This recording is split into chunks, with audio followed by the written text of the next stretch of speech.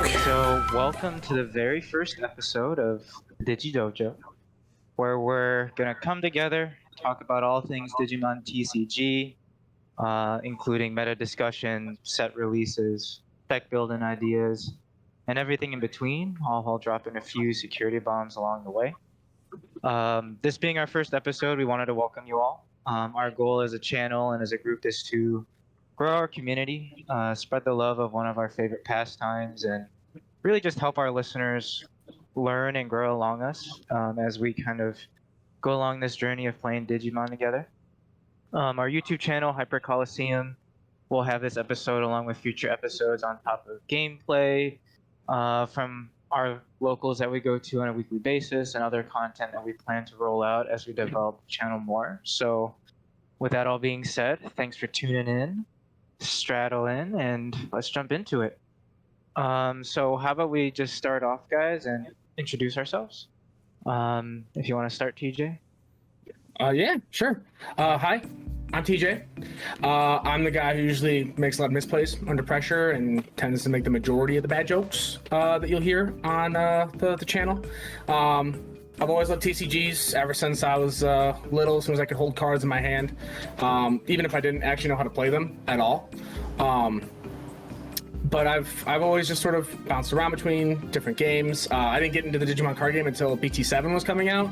I'd seen like the artwork prior and everything, really enjoyed it, but just never really took the time to like jump in and try it out. But once I did finally take the leap, loved it instantly. Fell in love. I had a great time ever since. Favorite Digimon is easily Beelzemon. So I'm eating pretty good right now going into BT-12 meta with the new structure decks and everything. It's been really fun, and yeah, I'm that's about it for me. Sounds good. Charles, you want to take a go at it? Sure. Hey guys, I'm Jarrell. I'm the guy that's recording and uploading this, and probably going to be editing as well to our channel. I started playing card games back with Magic back in high school, and then when I moved on to college, I started playing Force of Will and kind of dropped off Magic.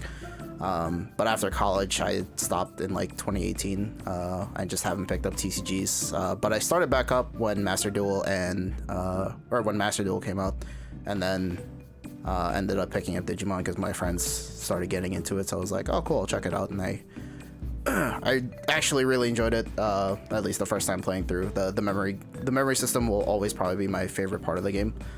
So I've just been hooked since then, and I've been playing since BT-7. I primarily play red, but I've got decks for basically most colors except for blue and black right now. So. Thank you, sir. Shy, you want to give it a go? Hello, I am Shy. I started playing cardboard pretty recently. When I was a kid, I played Yu-Gi-Oh! And Digimon by stealing the cards from my brother and trying to eat them. And then as I got older, I wasn't really exposed to like much card games until oh god, I'm disappearing. Until TJ over there decided to expose me to this horrible world and gave me some cards. And then I now spend all of my money on it, and I play Magic and Digimon. Digimon mainly playing like 2 decks, and that's it. Thank you. And hey everybody, my name's Ben. I started getting into TCGs as probably in elementary school, playing like Yu-Gi-Oh! Right before school started, sneaking in games during lunch and trying to not get my cards confiscated by my teachers. And then dropped off sort of in the high school, college period, and tried to get back into Yu-Gi-Oh! Shortly after, but just really couldn't get into it, so I became more of a collector, and really got into the whole Pokemon scene. But I think Digimon caught my eye. I saw some people open some boxes online, and really liked the art. Really liked kind of the throwback to Digimon when I was a kid too, kind of watching the cartoon and the anime growing up, so that really was a nostalgia hit for me. Then really just got into the mechanics too. I was like, you know what, it's a relatively cheap game to get into, might as well learn how to play, and instantly just fell in love with it. I think the interaction is something that I really enjoy as well, and sort of the dialogue between the two players as you're going back and forth is something that I really enjoy and really helped me make a lot of friends and good memories along the way. So I really picked up in the competitive scene around like BT-5 or so, and just sort of stuck with it since. I'm typically a blue player. Gabumon's my favorite Digimon, so Gabumon's been the deck that I've always tried to make work, whether it wants to or not. I'll live and die by that. So, but I also do like to dabble into everything else too. So just to learn and grow with the game too. So yeah. I think what we'll delve into next, moving forward, is just kind of talking about the past couple months, right? I think we can all agree that March and April were pretty busy time in terms of Digimon, in terms of new rules, Banlist, different types of tournaments and different formats. So I guess we can start with the sort of the experience with the Ulti Cups, because I think that was the majority of March for a lot of the community. So do you guys have any thoughts on like what was good about the Ulti Cup? Did you have any feelings about it in particular, or what you think it means moving forward? Oh man, so like I think it's our first time that they ever really experimented with like different rule sets, right? Because like last year, Ulti Cups were just same rule set. It was just different rewards, different prizing, correct? Right. From what I understand, yeah. So I thought it was neat. I think it's always fun to dabble with different rule sets, right? And to go from the Ulti Cup stuff too, and like the Beelzemon Cups too, right? Like that whole little section as well. Like it's cool just to try those different formats, to let different cards and decks really shine, and different players that really prefer those types of things really kind of come out of their shell and try different things, or like things maybe they already really loved but can't do it in normal format because some decks are just gonna blow you out the water. I thought it was cool. Yeah, the new rule set, or at least the rule set that they use for the March Ulti Cups, were pretty fun. Definitely a lot of different things that we don't see normally, aside from Bloom Lord. So, oh man, the one Ulti Cup that I did, I ran into Bloom Lord for the first 3 rounds straight, which playing Galamon, it was alright, but it's still, I mean, it's still like normal Digimon. You're very piece reliant, finding your stuff before they can find theirs. I didn't get to play in the Beelzemon Cup at all, but I've heard good things about it. Everyone playing purple, so. Yeah. Yeah, I mean, I thought the one Ulti Cup I played too, it was fun. It was nice seeing a bunch of just, like you mentioned, TJ, just sort of off-meta stuff kind of come back again and get revived, which I think was refreshing, particularly after Nationals and the whole like Black or Gray experience, Crossfire experience, where you can kind of like up and refresh new decks again, which I think was really fun. I'm excited to see what they're gonna do for the next Ulti Cup and like what rules are gonna implement there, because I think they sent out like a poll like way back, right, where like people voted on different things. So it'd be interesting to see if they pull from that list too, to see like what exactly rule sets are gonna be. And I agree, the Beelzemon Cup too was fun. I never really dabbled into purple. This was like my first big purple experience, and I love the hell out of it. It's a real fun deck to play. And yeah, I think it really introduced people to purple too. Like I went to a Beelzemon Cup in the city where there were like 2 or 3 people just picking up the game for the first time. And they were really enjoying the deck, and I think one of them actually won it too. Like he had never really played Digimon consistently, but he won the cup.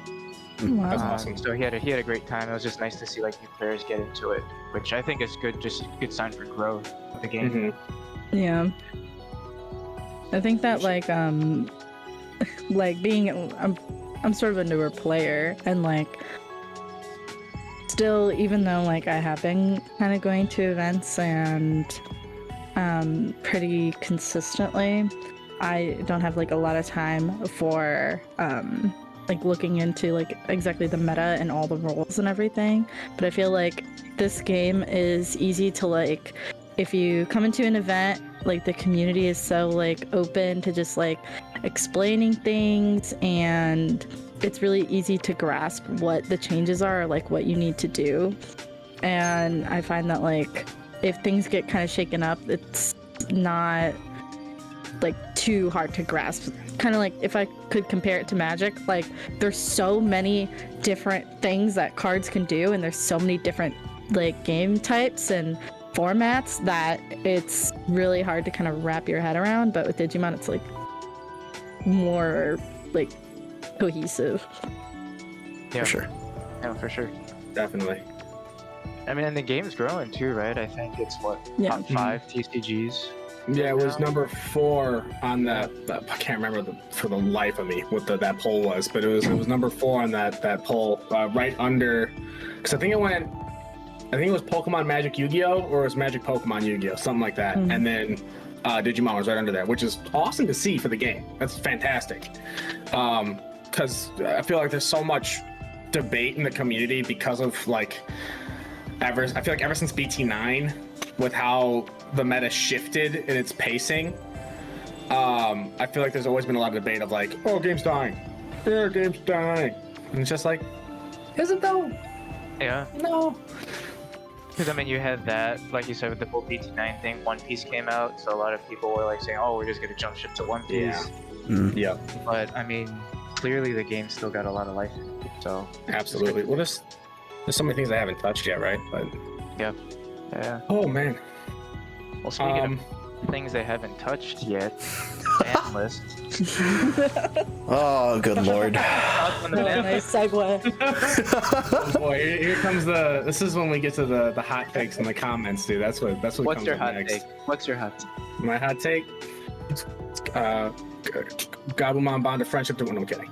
Alright, no. Blue Flare band. No, I'm kidding. No, the true hot take is Mega Digimon Fusion in 1. Yeah, there we go. Bring it back. No, but I mean, that's probably a topic for another time. But like, them touching restricted or banned cards and actually lifting it off, or at least like adjusting the limit of how they do things, I think is actually something that is something to touch on one day. Maybe not today, but They did say in that one conference that they were going to be updating the list more frequently. yes, So, that's true. I don't know. But, go ahead, yeah. I was gonna say, how do we feel about Greymon X being the one card, the one chosen lad to be sent to Restriction Island? Go ahead.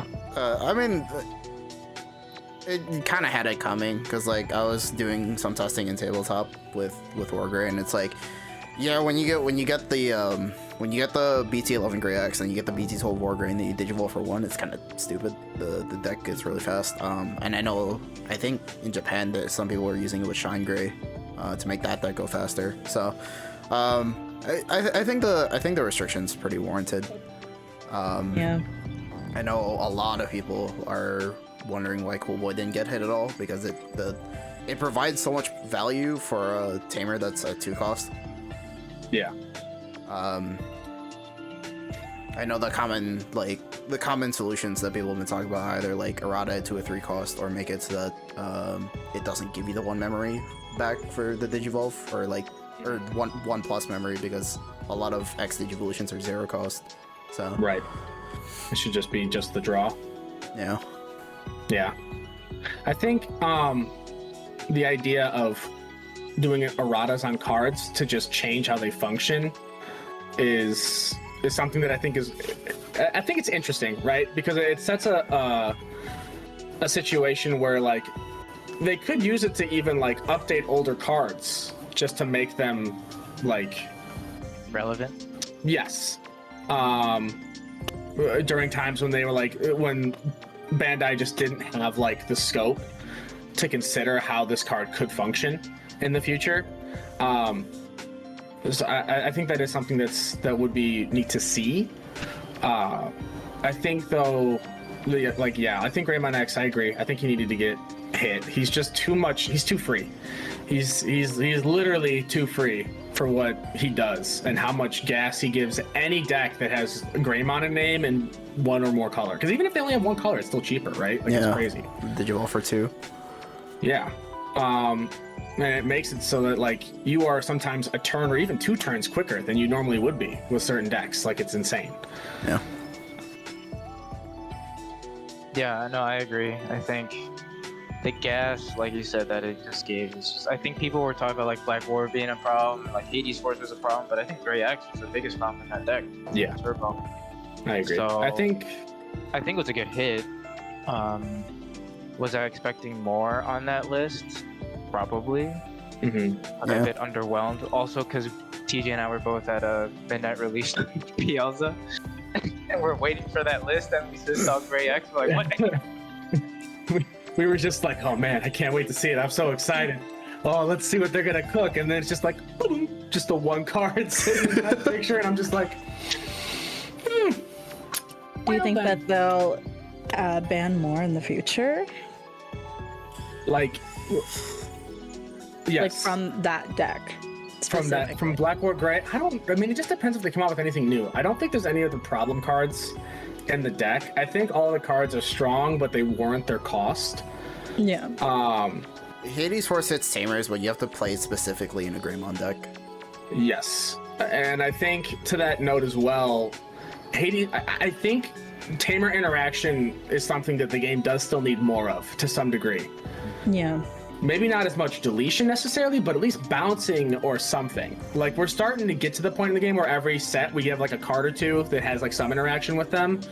But like, if you think about like that's the reason hybrids were dominant for so long, right? Was because there was nothing that could touch them except for like a couple of cards. Like Lucamon Chaos Mode's the only one that comes to mind off the top of my head. Don't forget about like the green stuff too, like with quartz where you suspend them. They can't. Yeah, well, we need more of that. That's what I'm saying. Like, different ways to interact with Tamers that isn't just deletion, so that way at least those decks, like for example, like if Crossheart gets Hades Forest when it's got like its 3 Taikis on board, 2 Zenjuros, 1 Akari, a couple of the triple Tamer, like then they're out of the game. They lost all of their everything. It's very hard for them to work back from that position. But I think in terms of like bouncing and other stuff, yeah. But I don't. Go ahead. Tamers, they bring a lot of value to a deck, and I mean, not like, and I've noticed that like decks not really run like a lot of them, like a few do. Like Crossheart, of course, needs to run like a few, but I think that there are certain decks that like if they get like a certain Tamer out, then they can just snowball and just wipe out anything that you put out, because they're like, oh, I gain like, now all right, it's my turn, all right, I'm gonna gain memory off of this, and because I gain memory off of that, I gain 3 more memory, and now I'm just gonna play out 15 Digimon because I have 3 of these little boys on my little boys, they're sideways now, and now you're dead. And it's like, I can't do anything about that. If it was a Digimon, I could do something, but like, I'm just sitting here and your little children are me, they're pummeling me to death, and I can't do anything.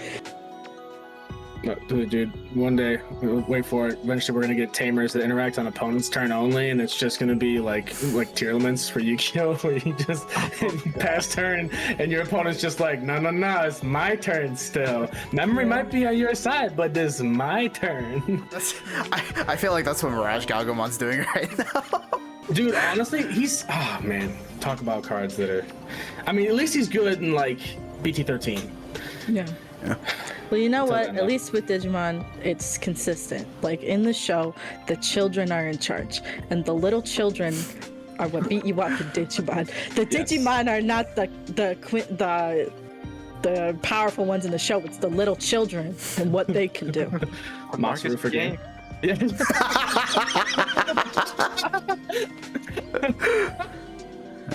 Oh shit. I guess last thing to touch on with the ban list is, will we ever see Bandai do like restricted 2 or restricted 3? I think that's a big question, right? Because it's always just either been 1 or none. Yes. Do we see like 2? Because I feel like Sunrise Buster, for example, right? It could have been a good card to be like restricted 2. Like I think 2 would like, it would be a bit much, but like wouldn't be too much. Yes. You know? I think Sorry, this is what I wanted to touch on earlier. I think the most like painful thing about Bandai's restriction system is that when they hit a card, oftentimes, more often than not at least, it kind of just kills the deck. Yeah. It completely just throws that deck out of the water. And sometimes, like, for example, I liked Alphamon. I'm an Alphamon guy. I know that's toxic and terrible. I'm so sorry. But, like, from a standpoint, like, Dorogray getting hit doesn't just hit Alpha, it hits Daruga. Or Dorogora, sorry. Yeah. And Dex Dorogora. Which those are just two, like, sure, they weren't ever, like, crazy good, but they're fun decks to play on the side. But now, like, if you want to just take that for fun to a local, you can't. Like, you lose so much gas from losing those cards. Because the other X-Anybody cards just don't really function with Dorogora. So that's kind of the other thing, too. And also losing access to Dex Dorogora. But, like, yeah. I think that restricting the two, there's a lot of cards that would benefit from that, and it would definitely slow down enough decks where they're not like as dominant or powerful as they were, but they'd still at least be relevant to be played, so that people don't just lose like something that they really, really like wanted to play. Right. Yeah, I think the most prominent example of a deck being axed would be Yellow Hybrid. The Jet Selfie head kind of just blew the deck outright. Yeah. So you can't even play it if you wanted to anymore. Like, some people have tried Red Yellow Hybrid, sure, but like it's still, I don't know. It's just not. You don't see it a lot nowadays. Well, and like Rise Gray Hybrid was like a thing that was like people like pivoted to after it got hit, but then they hit Sunrise Buster. Yeah. And then that just completely killed it. And what made me sad is I pulled that alt art Tsukuyamon. No, I'll never touch it. Well, they're getting support in EX4 with Kuzuha, so Yeah, that looks really, really cool. So that's It's fun. exciting. yeah. All right. Anything else on the ban list? What do we think they're gonna ban next? What do you guys? What are you guys? Your chefing predictions? They're They're ban me? yeah, you're banned. You're fuck. not allowed. No one's play it. I'd say if they were gonna do like a restrict to 3 or 2, I mean, I'm just thinking of this because of the Mastamon background, I know, because the thing you got going on. But I feel like Chaos Degrade, maybe. That was like a hard maybe.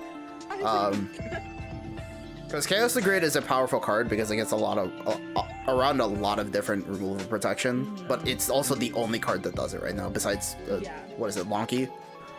Yeah. But Lonky, you have to hit a certain condition, which is the 3 or less security. So Yeah. Well, Chaos Degrade also is like, it does have a really high cost. So yeah, And it's too. it is like, because there's like points where like, I'll like when I'm playing Bastamon, like I'll be like Chaos Degrade would remove this, but also I'll be giving them like 7 memory right now. yeah. And it's like they could either use it to kill me or they could play out like a ton of shit. Or, I don't know if I'm supposed to swear. It's fine. I think it's fine. It's past the first minute of the video, so we're good. Yeah, like and now I'm dead, and I've basically killed myself by trying to remove just one thing or one stack. You know. Yeah, I guess the reason it is prevalent right now is because a lot of decks are you know big stack go in swing. Yeah. Yeah. So I think the biggest thing for what Chaos Degrade sets is not what it can remove, but what Bandai is going to build in order to protect against how powerful it could be. Like, if you think about the opposite side of the spectrum, we're seeing more cards now. I mean, like it's so far it's on cards that aren't like crazy out of like OP or anything, but like Galactimon and Alphamon from BT-13 are the first 2 cards I can think of that just have if this card would leave play by an effect. Yeah. Well, actually, Galacti's just if it would leave play, but yeah, BT-13 Alpha is if it leaves play by an effect. You can just trash one card with X-Anybody that sources from him, and it's just like he's Alpha. He just fucking that shit goes there for free. I think It makes me cry. what is it? Chaos Dramon also does it, right? For 2 sources. Yes. Yeah. Yeah. If you try to. Well, he's only.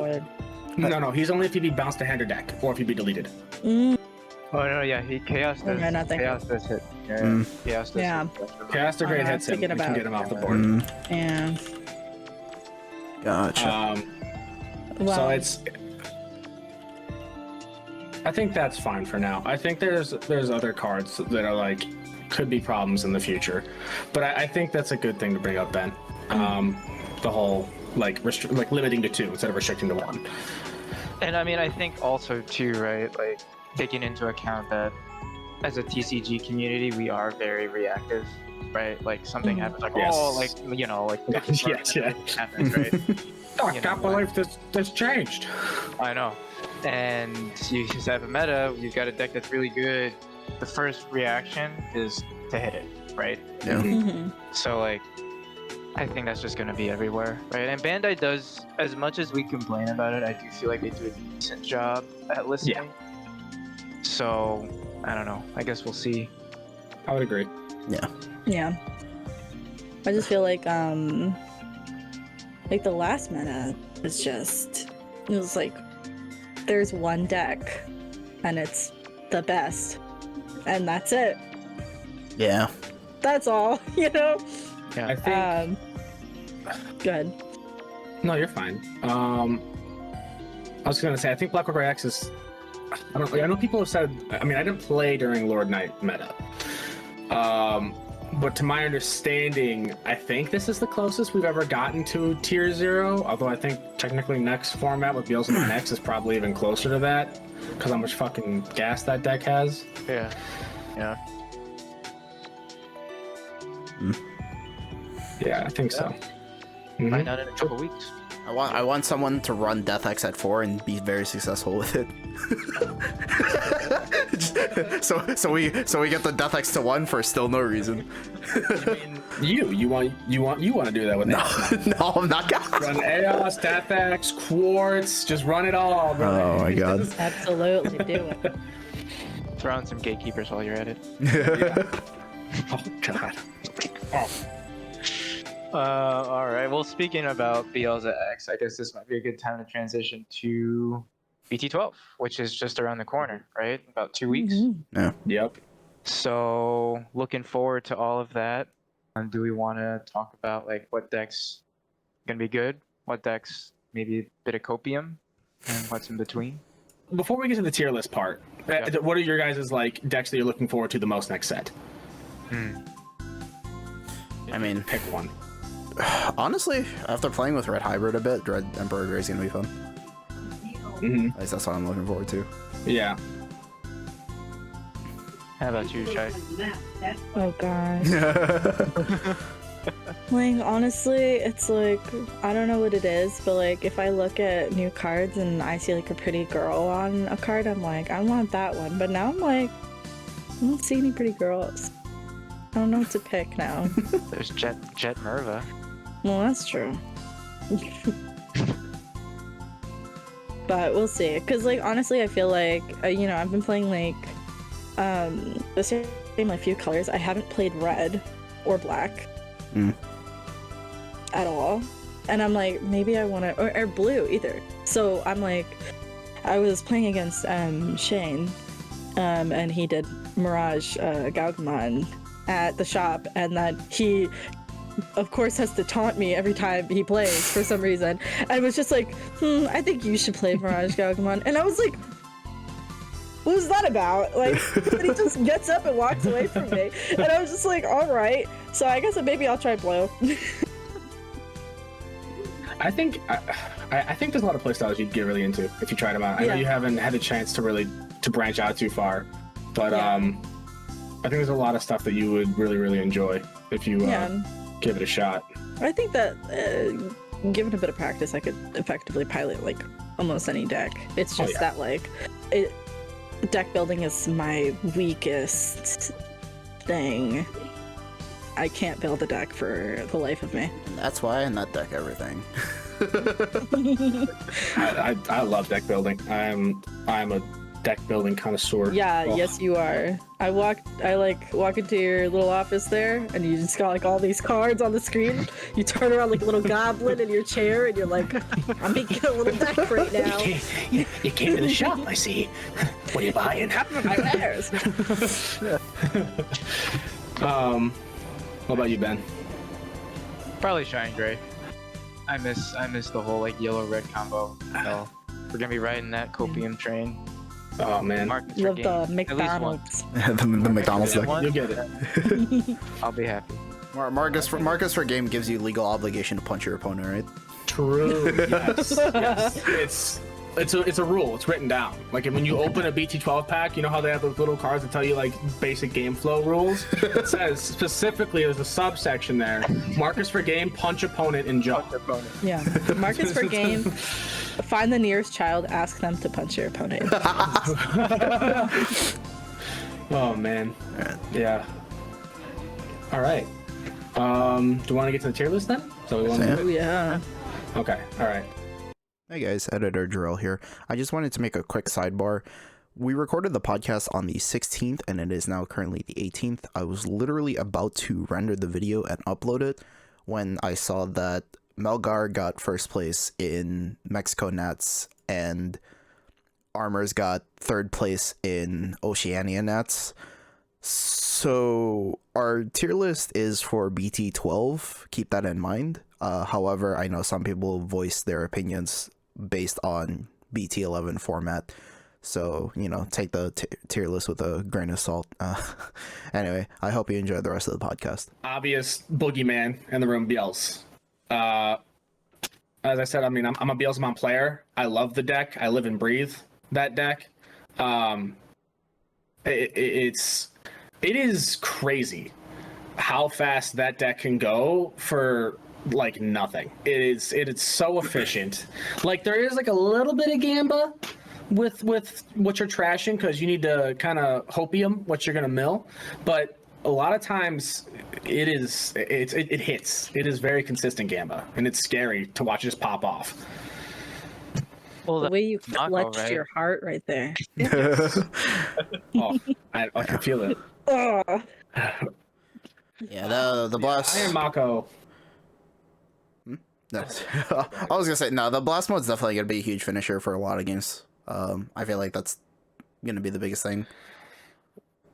Yeah, the blast mode and Bielsmon X, just milling security because it just because right now Bielsmon's biggest fear is that it checks a card in security.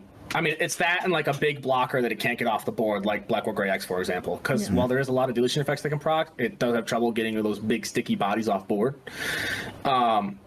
But like it does no option protection, right? So like if it swings into security and it checks out like Chaos Degrade, for example, or something like that, it doesn't even get like a deletion effect. It's just gone. But Bielsmon X just solves that. It just for every 10 cards in trash one card from your opponent's security. So it's just you're easily trashing 2 or 3 security by the time you're going in. And so it's crazy. I mean, we were talking about this the other night too, right, TJ? Where it's like the danger zone right now for the opposing player for BLs is like 2, right? It's 2 or 3. Or it's like what, like 3, 4? It can be 4 if they have another body on board. It's 2 if they don't. But when Bielsmon X comes out, danger zone is 4. Yeah. Which is scary. Yeah. Yeah. They get one early chip in, and it's just like, oh, they could go for game as soon as they hit 20 cards in trash. that's just me done for the day. Yeah. So Yeah. time to buy your merciful modes. Oh, dude, those are actually spiking. Have you seen it? Yeah, those are. I think the way NA plays is so interesting, right? Because we're so like you see like I feel like EU is very into their rogue stuff. Like there's so many weird rogue decks that top in EU. It's always so interesting to see. I kind of wish. And I then played you. Yeah. Yeah. And then like I feel like Japan. I mean, obviously they get stuff. Earlier. Like, you know, yeah. Thank you. But they're very much like, ooh, new shiny, ooh, new shiny. And then like NA, we're like, oh, blue hybrid. That shit still hits different, brother. Let's go ahead and play that for 3 formats in a row, and I'm just gonna dunk everybody that comes onto my field. I mean, can we sidebar to the Latin America regionals? Two blue hybrid decks in top 4. Oh, wait, really? Yeah, That's right. Yeah, Latin America regionals. They're going wild over there. Yeah, they're getting crazy. Well, because they were using the Mirage Galgo, right? That was the whole thing. I think so. Yeah. Such a good floodgate. He's such a good floodgate. Oh man. Like he's he's a good counter to BLs or like purple in general, right? Because you're always just like adding stuff to hand. It's just like Yeah. all the memory.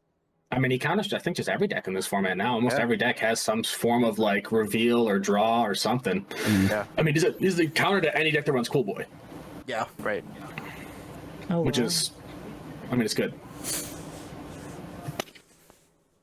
So anyway, back to Beelzebub. Oh, he is tier 1. Yep. So that's that one. I know we don't have everything on. I'm sorry, Gabubon's not on here. Don't hurt me, Ben. Ooh. Okay. Listen, it's fine. Making him all right? angry. That's an immediate tier 0 right there. I'd say. Get out of here. Yeah, absolutely. Oh man, but yeah. So first deck on here is the Hunter's deck. Arrested Dramon, Superior Mode, great card, very very powerful. The whole deck itself is apparently, I mean, from what we've seen and heard and what little I've play tested, it's like faster cross almost. And more The deck- control too. Yes. Well, because its removal is if I remember correctly, I believe you basically like place a card under another Digimon or a Tamer. Right. Sort of like Um, what Agra likes to do. By, like, yes. flipping things underneath. But it doesn't have to spend 20 memory to get there. Right. Yeah. It's like So I think it's like you slide sources underneath and then you reduce Digivolve cost, but then for some cards that's also like your removal effect. You remove equal to the amount of sources, or like a level, and it's just like, Jesus. yeah. Let me pull up Digimon card then, just so I have this up on the side, so in case I need to reference anything, we have it right there. All right. Okay. So yeah. So I think we all agree that is probably tier 1. I would imagine. Yeah. I disagree. You do okay. Yes. Here she comes.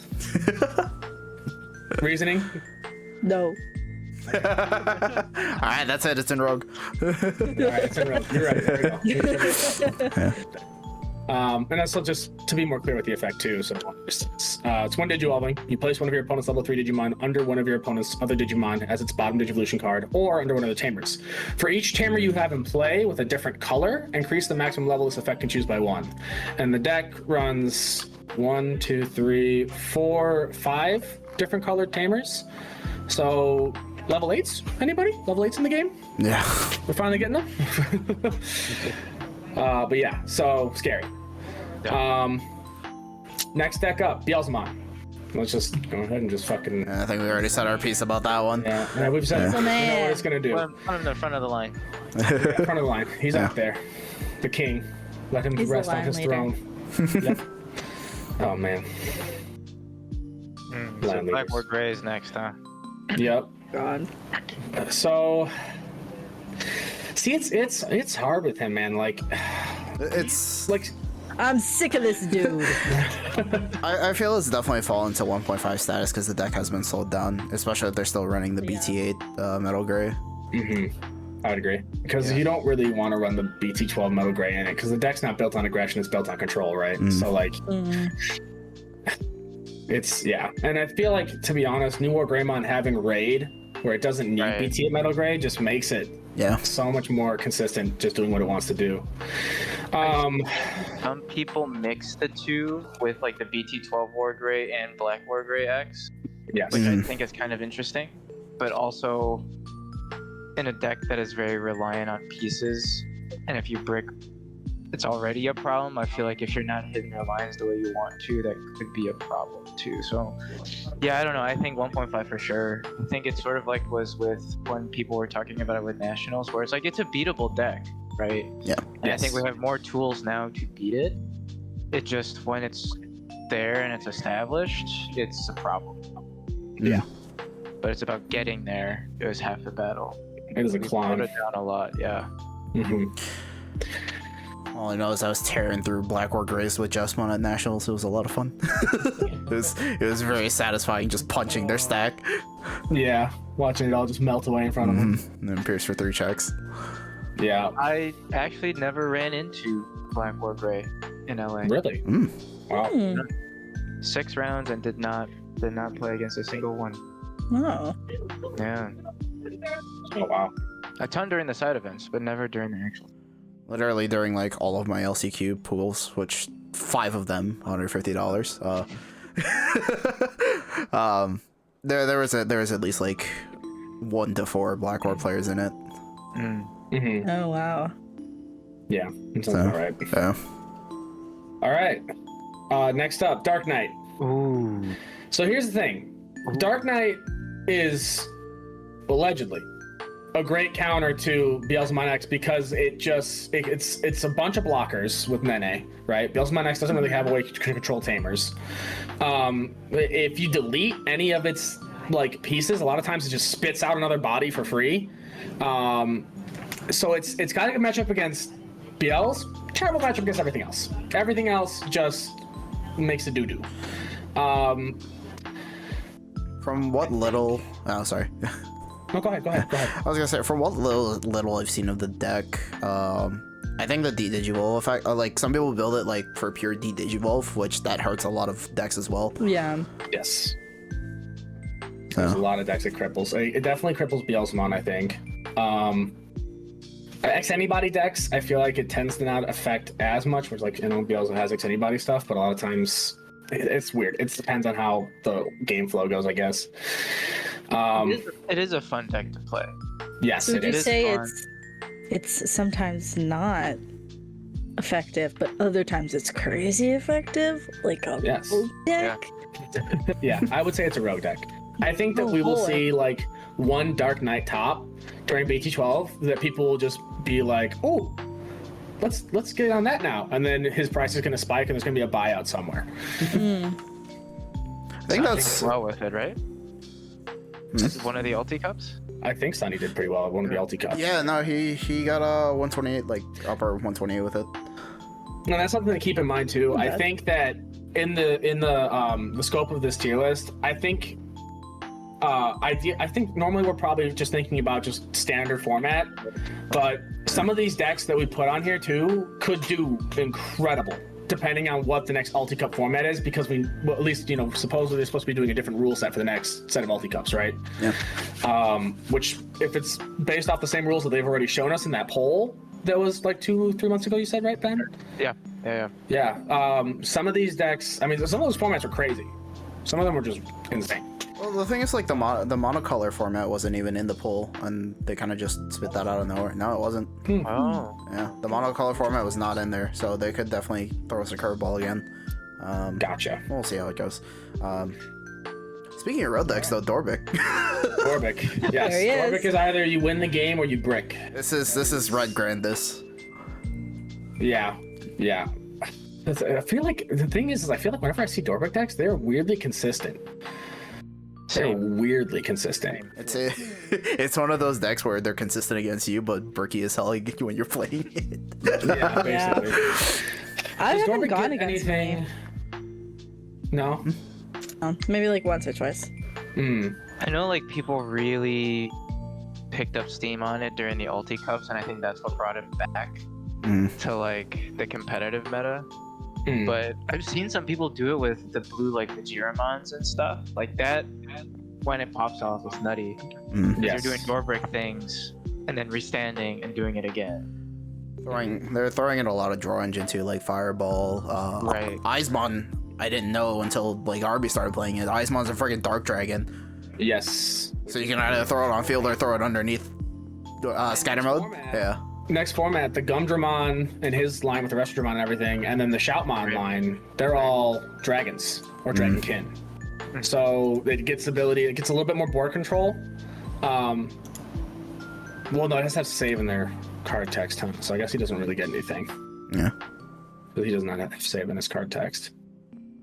Yeah, but I mean, I feel like there's definitely ways to build Dorbic to make it like semi-consistent, just not as consistent as some of the higher tiered decks. So what are we thinking? I'm thinking personally. Go for it. I was gonna say tier 2. I honestly don't even know if Rogue should exist on this tier list, to be honest. I feel like a lot of tier 2 decks are just Rogue decks. Yeah. Tier 3.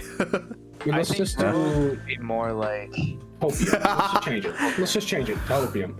So I think Dark Knight's tier 2. I don't think it's tier 3 because I think that there's certain decks that just don't do well anymore. Yeah. Like Armors, for example.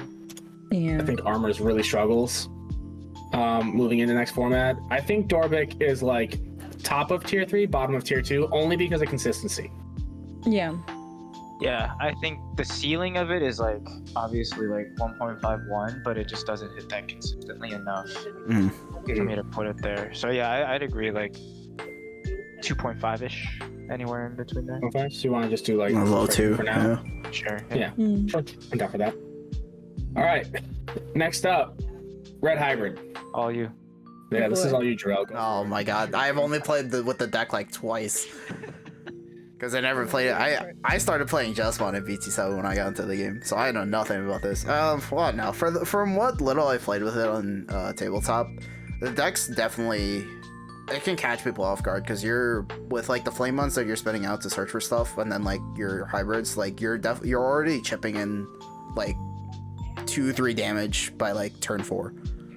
The deck can go really fast. And then with the, I don't know, I haven't done too much with the new Emperor Greys yet, because the build that I'm running is like a lot of it's just Burning Gray and Aguni. You do the Digivolve over each other, and then you kind of swing into security, hope it dies, and then you spit out like 2 to 3 Takuyas from their narratives. So, yeah, the deck can definitely catch people off guard, I feel. It's because of like how much on deletion that you're getting. I know you're primarily running Yokomons from BT-11 to get that on deletion draw 1 effect. Yeah. But like the old Takuya, you're getting so many hybrids and trash. The new Flamemon, you're trashing 1, drawing 2. So you kind of don't really. It's kind of like Cross, where you just kind of don't care if anything dies because you'll just bring it back later, either through BT6 Takuya or even Aldemon. You stick a Burning Gray and a Goonie under one of your Takuyas. You Digivolve into the Aldemon for its cost. So Yeah, I think the deck has a lot of strategies now to allow it to play around things. I think before it was pretty linear in its play, and it struggled having enough memory to really do everything it wanted to do. Because a lot of times, you'd build your Aldemon, you'd blitz in with your Emperor Gray at like 16 KDP or something like that, a little bit higher, and then you do like 2-3 checks, maybe, and then after that, that's it. yeah. And then they blow up your stack. You have no recursion, and you're kind of just dead in the water. Now, like you said, the undeletion spit out new bodies. It's much faster, has much better board control. It can be scary. Yeah. Yeah, and I think it just adds more flexibility, right? Sort of like Yes. you're alluding to, TJ, right? Like with the old Red Hybrid, it was sort of like build your stack and just wait for your turn to go, and you just sort of hope that time you go is game. But now it's like you can go and you can promote and just swing and like don't care if you die because you have other ways to recover, and kind of build more off of it. So I definitely think it has a lot more flexibility, and it gives the sort of OG build a little bit more tools to work off of. Yeah. Shai, have you played against Red Hybrid? I literally don't think I have ever played against Yeah. Red Hybrid. Maybe like one time, and then I forgot about it, Yeah. and that's it. Okay. So I think 1.5. I think he's better than Black War Gray X next format just because of the nerfs that Black War Gray X took. I think it's faster, it's more consistent. It doesn't mind being deleted. I think Black War Gray X still has the Hades Force to counter it. I don't know. I'd say it's still below Black Horror. It's below. It's I don't know, because there are times where it's just like, I don't know. So sometimes it just gets outpaced. Yeah, I mean, it's, I don't even know how to put it. Like there are definitely times that from the couple times that I played with it where it's just like, I don't know, it doesn't feel like I'm getting enough. Like sometimes sometimes you're getting like hard sluck levels because like you still only have the 8 all the months, the 4 of the BT6 and then 4 of the new one. BT7, you mean? Or BT7, yeah. I don't know.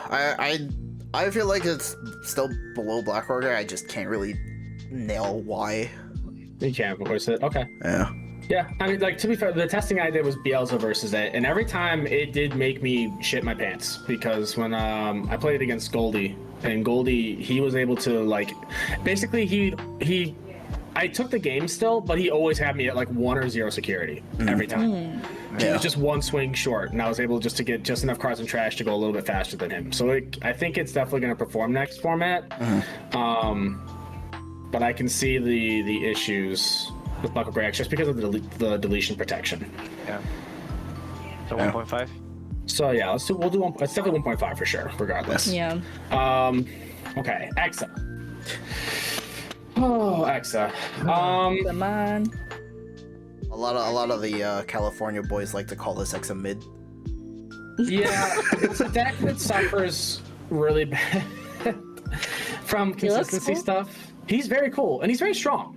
Yeah. But it can be, sometimes you just don't see the other color that you're missing for your DNA and you're just stuck. Because the rest of your low end does not do much, if at all.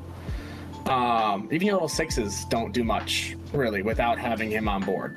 So it can be hard. I know RB is our local.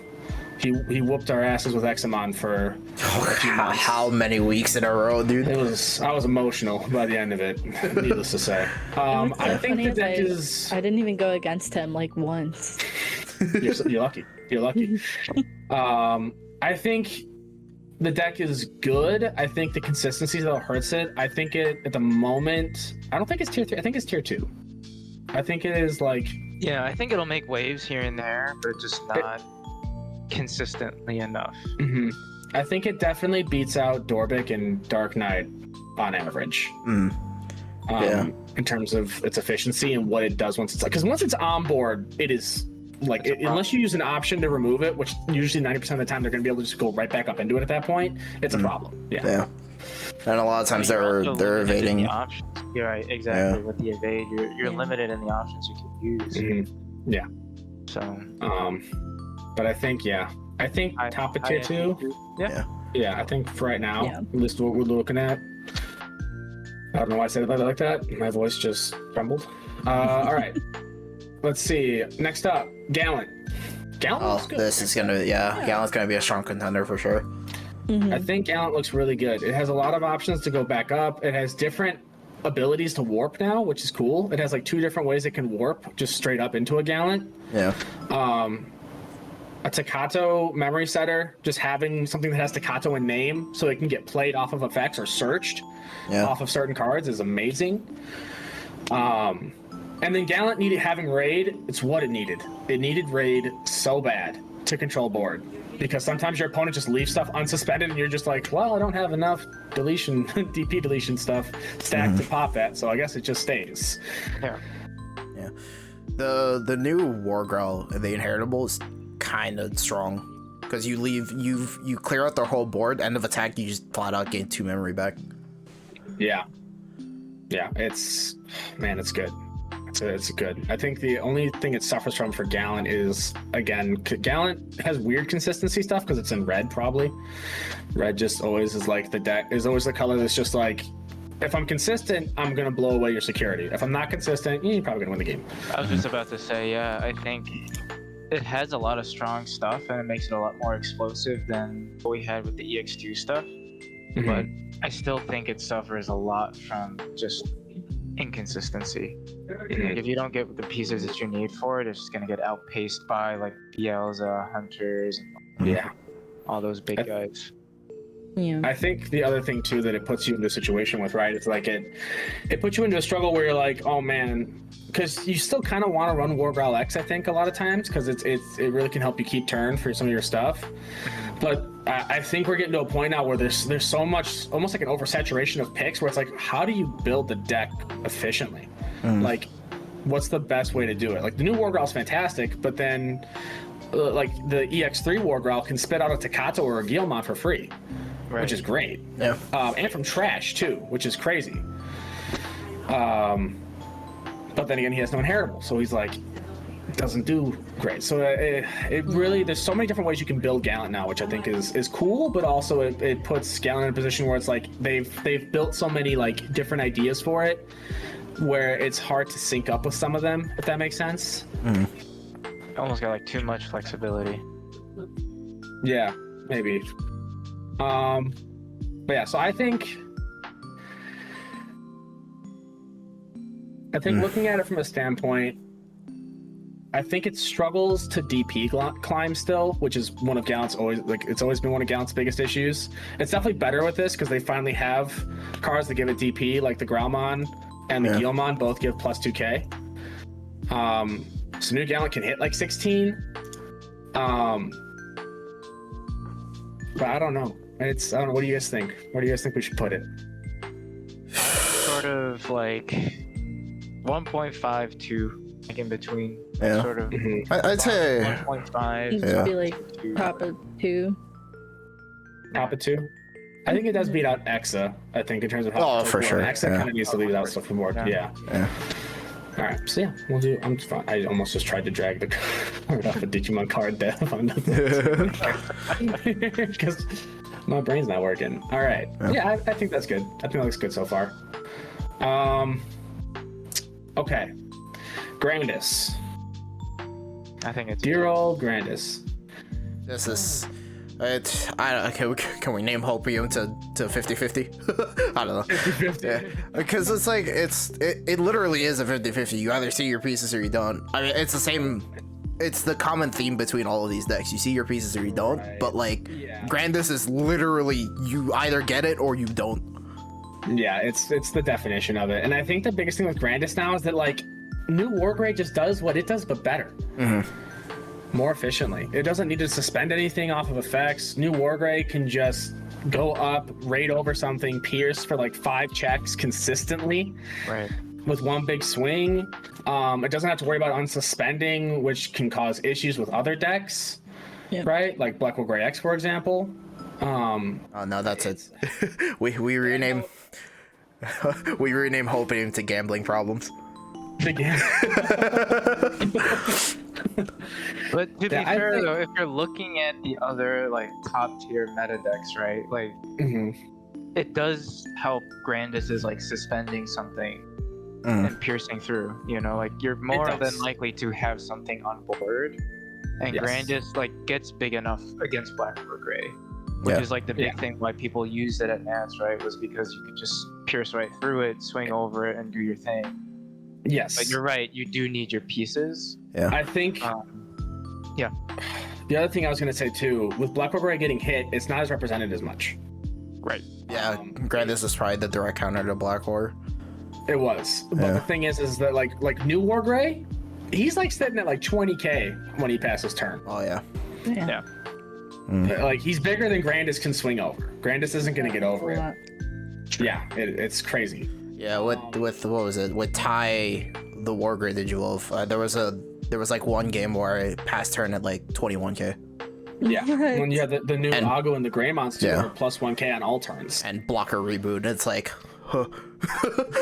Two. Yeah, that's exactly. That's what do you do? So Yeah. I think Grandis falls down. I think the other thing too, I think Red Hybrid's faster than it, personally. From what I've seen. I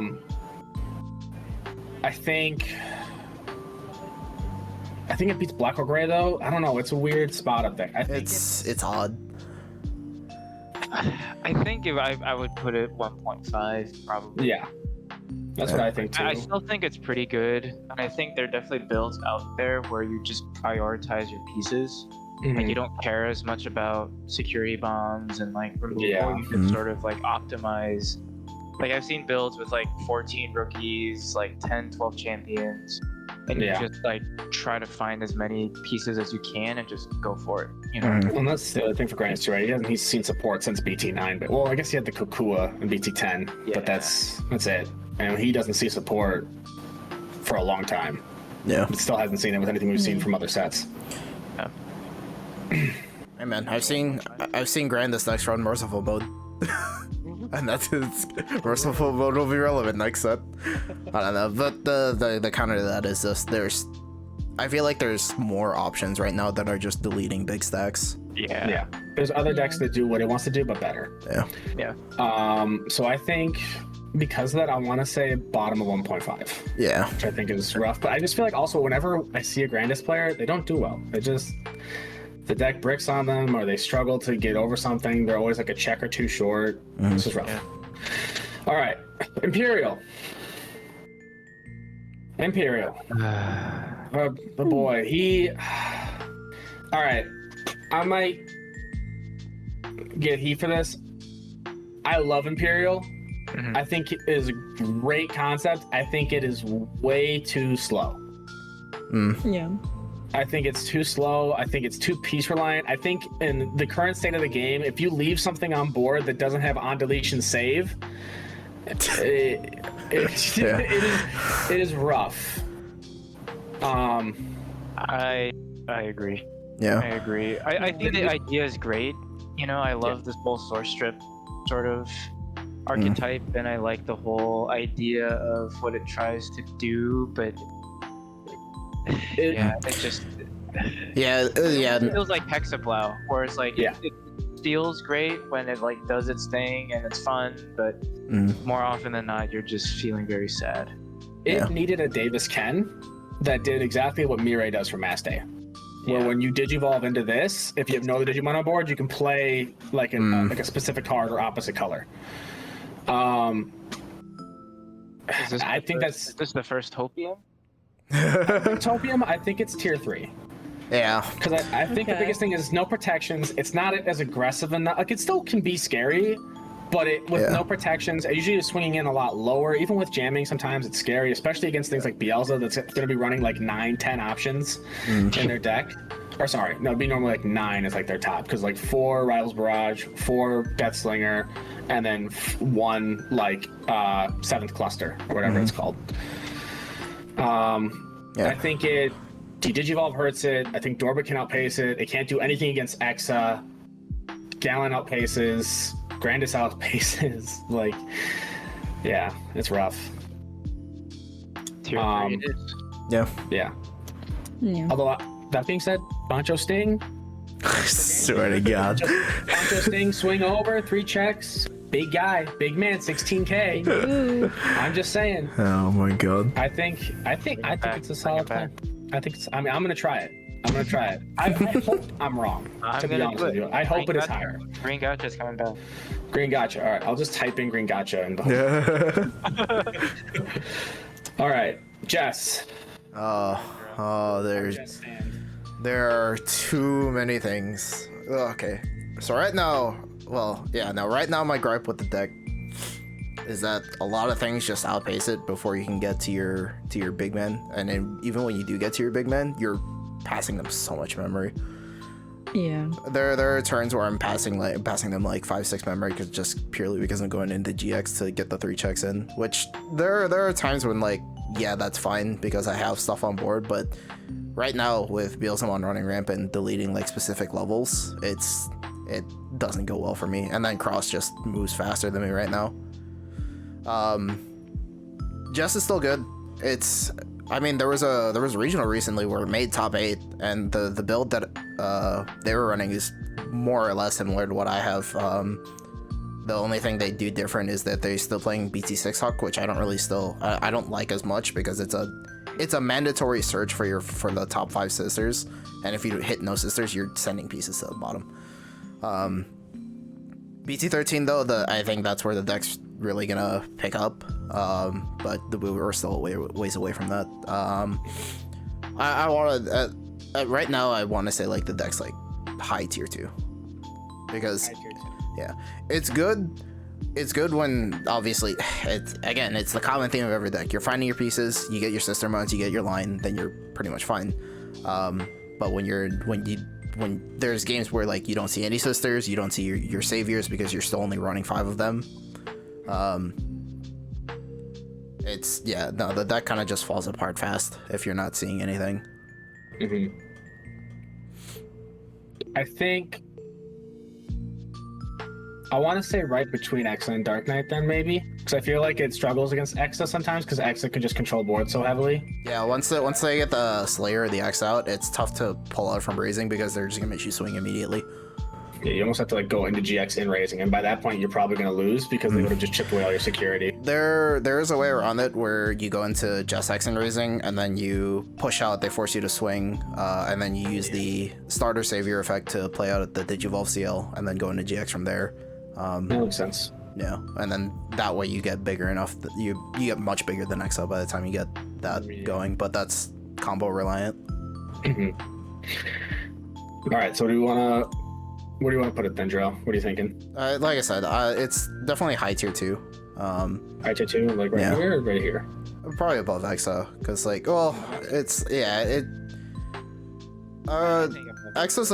a close matchup, but I think once, well, I mean, this is for BT-12. I still think it puts up a good fight against EXA. Our tier list looks so different from things that I watched. People doing so much heat. I love it, dude. I know. I can already see it now that like there's gonna be some comments gonna be like, Dark Knight is not that high. What are you doing? I'm telling you, I play Dark Knight a lot. He's fast. He can be quick sometimes. This is how we get the views. Yeah, but I mean, like going back to like Ulti Cup format, the only reason Sunny did so well is because Dark Knight literally caught them off guard. They don't know what any of the cards do. Wow.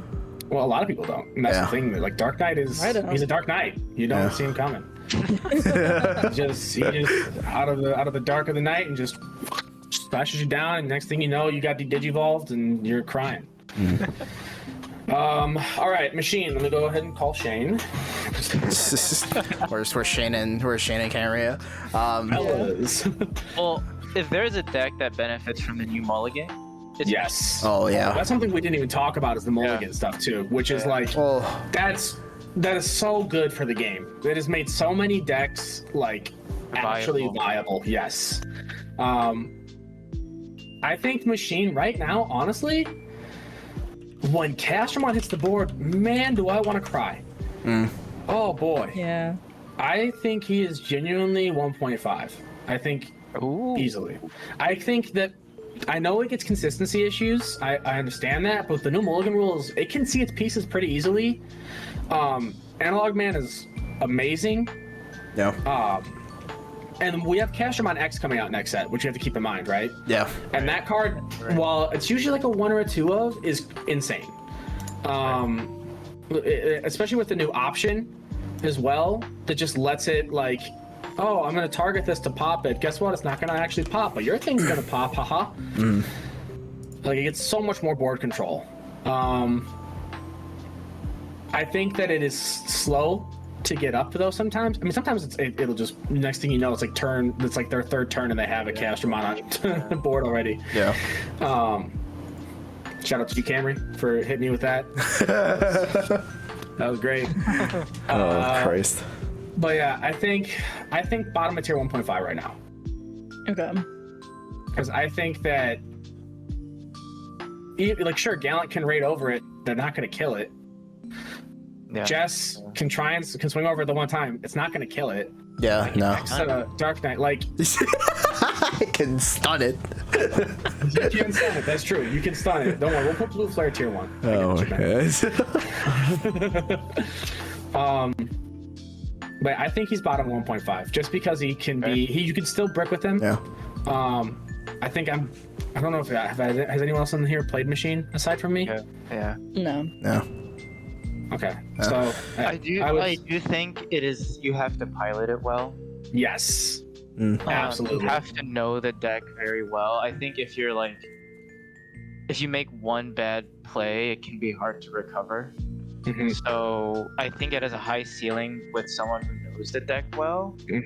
But if it's someone who is learning it, it's a steep learning curve.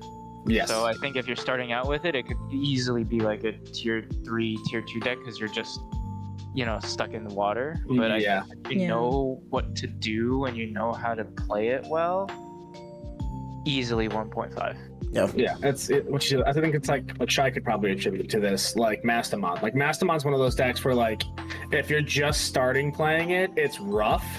But once you learn the deck and you learn your cards, you can do some crazy stuff. Definitely. Okay, so I think that we go based off of like, We can put it 1.5. Yeah. I think 1.5 is. Yeah. I also think that if we don't put a 1.5, we're not gonna have kneecaps on Thursday. So, so not there. All right, armors. Oh boy, armors. Armors are. You know what? Hopium. Yeah. That's our first hopium for Yeah. sure. Like, the Digivolve that happens is rough. Quartzmon just shuts him out. So many decks are so much faster than armors now. There's so many things that have like double pops. It's a bad time for armor. yeah, it is, and it can And sometimes armor is just bricks. Weirdly, like you won't see your searcher Vs, you won't see your level 4s. It's rough. So I think that's. I know RB's gonna be. Well, even RB definitely agrees with that. He knows, but he's not. I know he wishes it was better. I mean, I do too. Yeah. Armors was when I was first playing the game in BT7, and I was looking at BT8. I'm like, armors. That's what I want to play. Definitely. Yep. And then I haven't touched the deck at all. All right, next up, Masty. Shy. All this right, is your terrain. Oh my gosh. So, Mastamon. I mean, I love the deck, of course. I've played it for a long time, basically at this point. I just feel like with Mastamon, like, the biggest thing is, like, having to manage exactly when you want your pieces on the board, and exactly, like...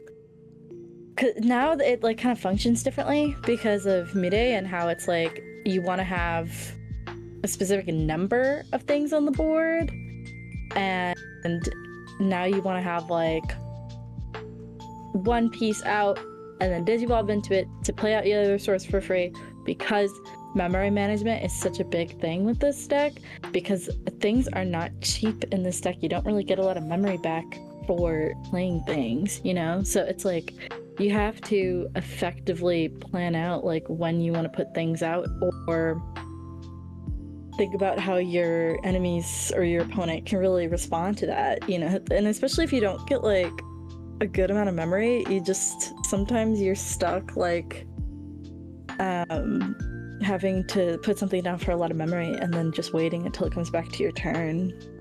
I don't know. Yeah, and I feel like with Masty too, you're almost in this very awkward zone of you pull the combo off and you're like, now what? Yeah. You know, like you did your thing, you did it.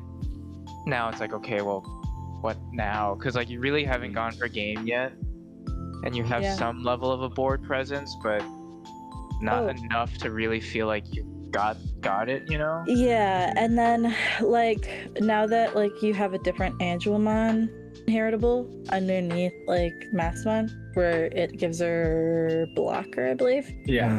Now it's like, okay, where before you would get the other Angelmon and you'd take 2 swings. Now it's like, okay, you can take 1 swing.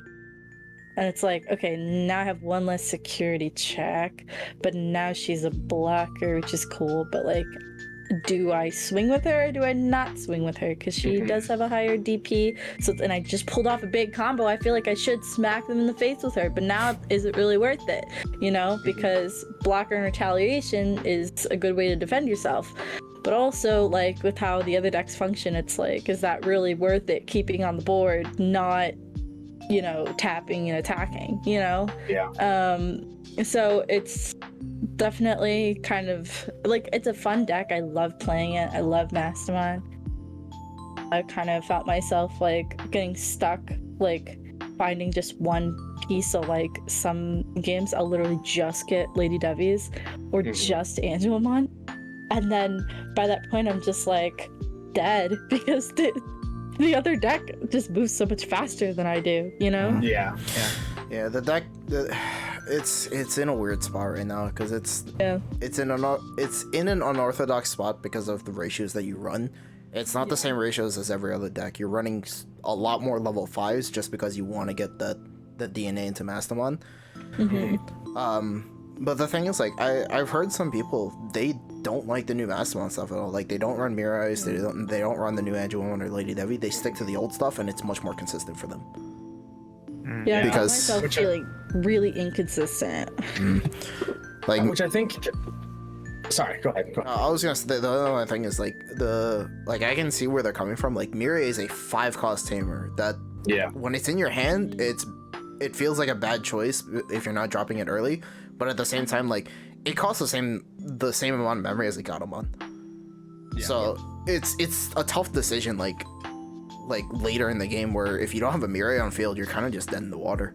Yeah, if you don't see your turn 1 to like open up when your opponent's not going to be swinging right out swinging for the fences already, it's rough. And I think that I mean, honestly, I think Mirai should have been a 4-cost. I don't think Mirai is good. Mirai is good, but she specifically only fits in one archetype unless you're using her just for color source. And even then, she's an expensive way to try and hit that color source. And she'll give you 1 memory at the beginning of each turn, but it's like that's not a crazy effect in my opinion. It can sometimes make the difference, but more often than not, like, yeah, it's rough with her. And especially because you're not really, I mean, if you're running memory settings, you're running like 1 or 2 of them. Yeah. Also, my camera's glitching, so I'll probably I'm not real. I'm actually an AI. But and then something to say about like Mirai is like, if you have more than one, if you're like finding yourself stuck and you don't have a way to like digivolve into like an Angelmon or a Lady Devi, so you have like maybe like a Gatomon out and like an Ignitemon or something, and maybe a Tapir, and you're like, okay, have these different like little guys out, and then you can digivolve. And then you swing with your other 2, you try to get them off the board so you can have just 1 Digimon left, but they live or something, you know?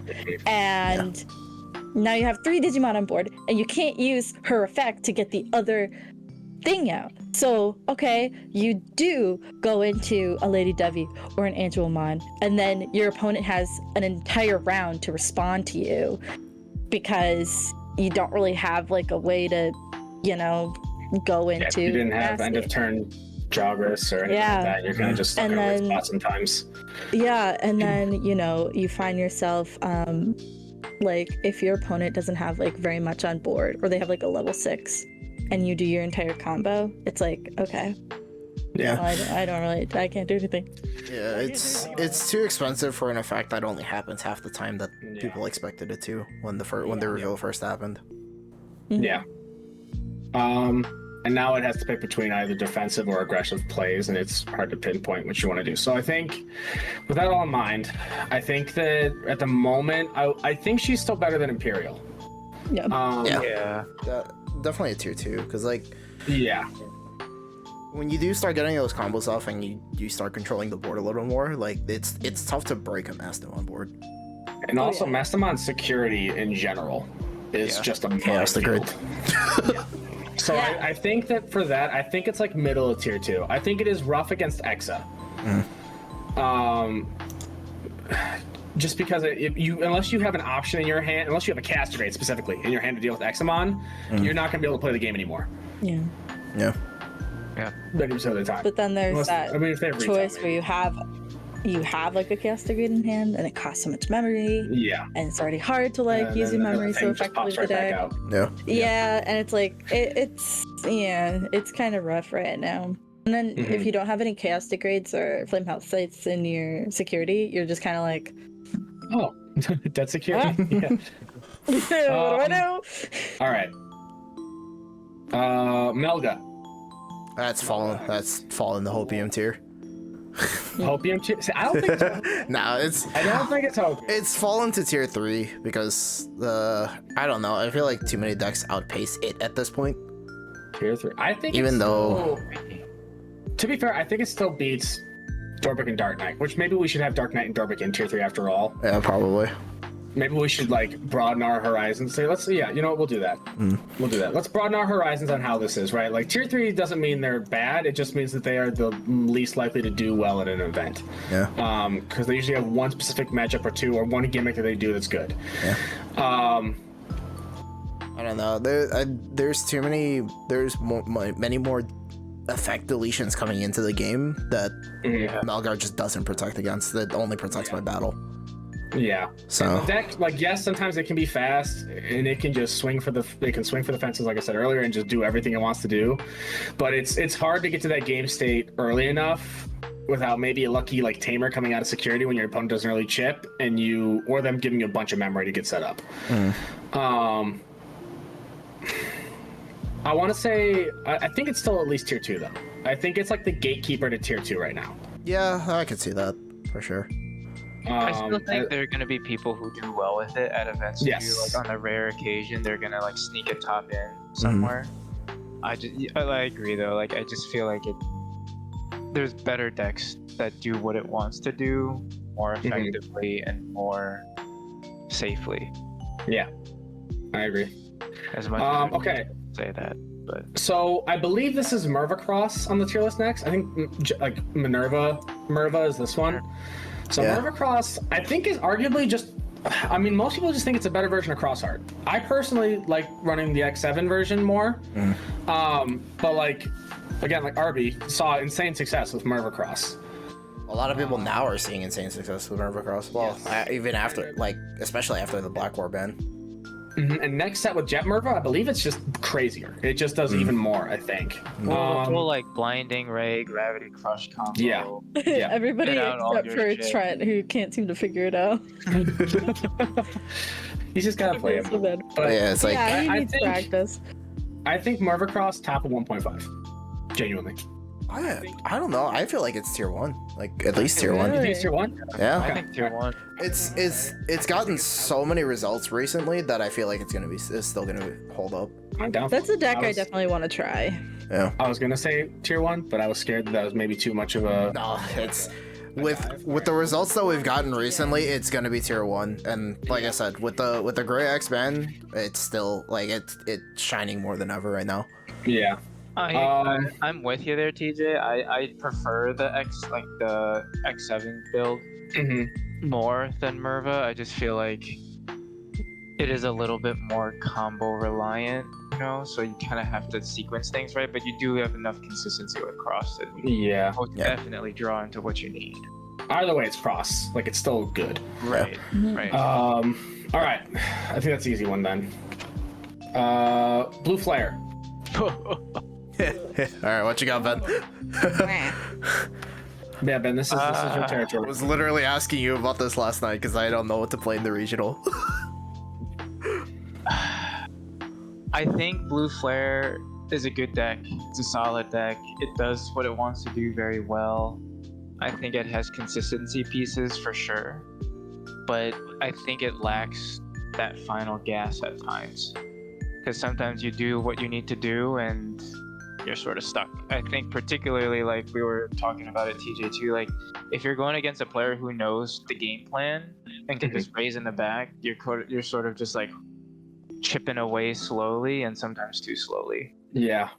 So Blue Flare at a high level, I think, is too dependent on your opponent making mistakes of just not knowing what your deck does or not thinking about it and putting out that extra body. Because the second they have 2 bodies on board, you're like, okay, cool, gas. So it let's only go. wins against me, huh? That's the thing too. Blue Flare kind of shuts out Masty really hard. Yeah. With the stunning and everything. It makes It's- it sad. I will say running the red package has been helpful, I think, in terms of aggression. I know a lot of people are running the Metal Gray X. I'm gonna take it out. I know I sent you a Listerel that had it, but Yeah. I think I'm gonna take it out just because it feels bad doing that and then dying or getting removed and then your pieces are gone. Yeah. Well, that's I the thing think too. I'd Next rather- format. Yeah. Next format, we have so many cards that are 12 or 13k bodies, Yeah. Yeah. or 11k bodies. Like, I'd almost would rather slip in more of the check 1 Greymons and just hope you get the poke it dies, and then you can save your materials. Yeah. You know, and then you can either like play out a Mailbird from the Gauss effect, bring out the Metal Grade back, and then do it again. I think that might just be the way to go, but I think it's a 1.5 for me. I think it's good, but just doesn't have that gas to. I think it voice. I think it beats Machine. I think it beats Grandis just because Grandis can sometimes be super slow. Yeah, it feasts on Grandis if it's slow. If Grandis says like fuck it, we're just gonna go out and just go for it, then we're in trouble. But I think it has a good matchup against pretty much most decks. I think Red Hybrid and Black Red X are still a little bit scary for it. Because Red Hybrid could definitely play around it, just not having bodies on board. Well, I think the key, like you said, right, is that if they know to stay in the back, that shuts the deck down a lot. Or slows it down. It doesn't shut it down, but it slows it down. I think they're it's getting desperate and they're like putting pieces out to like search or to look for things. That's like me. That's me. Yeah, blue flare is very dependent on whiteboard. I feel if your opponent is whiteboarding, blue flare takes it easily. Like, Yeah. right now, Mastamon, you're kind of putting out a lot of bodies to like go through stuff, or like because Mastamon's effect literally shits out another body. Yeah. So but even against Beelzemon right now, like they're putting on Itmons with EX2 Beelzemon. Well, the thing though, right, is that it's a choice. Yeah. It's a you may. So that's the big thing with it, which is what I've had to do personally against Ben in our matches when we're practicing. Is like I have to like sit there and be like, all right, Mild EX2 BLs, play out, and then I'll look at like his board and I'll be like, oh the fucking Yeah. You want me to play out this Itmon, don't ya? But then the counterpoint to that is like if you see your stuff early enough, like you can just stun their Itmons and then they can't mill. Yeah. Right. So True. Oh. Yep. Yeah. It feels real bad when you swing with that 1K imp that and it doesn't die, and then you're just Oh, like that's messed up. yeah. Like I know Justmon can struggle against it because you're forced to put out sisters. Or well, you're not forced to put out sisters, but yeah. But any deck that's game plan is to spit out bodies struggles. Yeah. Which, I mean, basically every deck below, like tier 2 or below, is kind of that game plan except for Melga. Yeah. And Gallon, I guess, to an extent. But Yeah. like a lot of them, they spit out bodies. Okay. Fucking Gabu Flare. Hopium. That's Oh god. catches people off guard though, but yeah. Good lord. All right, Shine Gray. This is man. I just want it to be BT. I want to go into a coma until 13. until BT-13, Yeah. and then wake up to a beautiful sight of Shine Gray just running around, prancing in his blazing fields, bursting everywhere. Yeah. I feel like this deck's gonna be mid to low tier 2 until the 13 support comes in. I don't want him to burst. I think it's honestly like I've built so many iterations of the deck. I think losing Greymon X, it's Hopium. I think the only way it functioned decently during BT-12 in other formats was because Greymon X existed, and you could go into that that Rise Gray for 2 still. I mean, I don't know. I feel like the Marcus picks up the slack there because when it swings, then you have like the gray or the Rise Gray on board. You can, or no, it's off itself. Like when you suspend it, you digivolve into a Greymon without paying its cost. Yes, yeah, So you can. It's just it's difficult because you don't have all of the consistency that's there yet to grab the Marcuses as well as you like. Yeah. Also, your Agumon choices are very limited because they need to be an Agumon with dinosaur traits, which limits you to basically being the Structure Deck Agu, Agu X, and then the new Agu that's coming out. Unless you want to run the yellow base, which is just worse. It's just way worse because those yellow cards from BT4 are terrible. Except for like the Rise Gray's okay, but you're not going to use it in this deck. Yeah. The Geo Grays, we just have no good Geo Gray choices. No. Really. There's the Security Geo Gray, there's the BT4 Geo Gray, which again, terrible, and then there's the new Geo Gray, which is okay, but even him, like in current versions of the deck in BT13, they run him at a 2, maybe a 3 of, because he can spit out 1 Marcus as long as you don't have one on board. Otherwise, he's a 3 to digivolve into. So it limits your so basically you're limited in how you can build the deck significantly, and it makes it very predictable. And with Tamer control right now, it's rough. Shine Gray himself, like it's definitely like if you pull off the combo, you're gonna do a lot of work, but it's hard to get there. Tier 2? Bottom of Tier 2? Yeah. I want to say top of tier 3. I think top of tier 3. I think until it gets at least EX4, I think definitely at least tier 2. Sure. I think right now, because you're only really going to run the one Shine Gray top, I think it's top of tier 3. I think it's just going to be. Believe me, I'm going to play the deck. I'm going to try and pull something crazy with it. I want to be wrong. I want to be wrong so bad, but I genuinely just compared to everything else that already has all of their pieces, their deck builds, their general game plans. Shine Gray is just the deck is made right now with the intention of filling it in with those pieces from EX4 and BT-13. Yeah. Yeah. So it's just not complete. Yeah. Tier 3? Because it doesn't. Tier 3. Yeah, sure. I think it just doesn't synergize with current stuff. Mm-hmm. Yeah. Cross X7. Yeah. So this is cross. Oh, dude, this shit's getting superior mode in 12, and oh my god. I played one game against Sunny where he had like a hand of 10 cards and said fucking shove the whole hand underneath superior mode. there was like a 10 to 12 star superior mode on board that I couldn't do anything about because it's a 17k body. Yep. And you can use sources from trash too. And Yeah. 17k. Yeah. Yeah. Well, no, you can use sources from trash when you have a shot on board. Yeah. If you don't have a shot on board, it's all from hand or tamers. The only thing for cross without Merva is I think it's if you want to do superior mode stuff, I think it just is a bit too slow. Sometimes I know sometimes you can just do it really quick, but I think that Merva Cross, I think Hunters, Bielsa, I think they're all significantly faster. It's either bottom of tier 1 or top of 1.5 in my opinion. I do think that is valid for like if you're like focusing on going into superior mode, right? As like your win con. Yeah. I think if you use it more so as like a sort of like a safety net, right? Like if you have it and you can do it, great. But if your game plan is just what Cross likes to do, which is just poke, poke, poke, poke. No. True. Yeah, sometimes you just win before your opponent even sees their cards.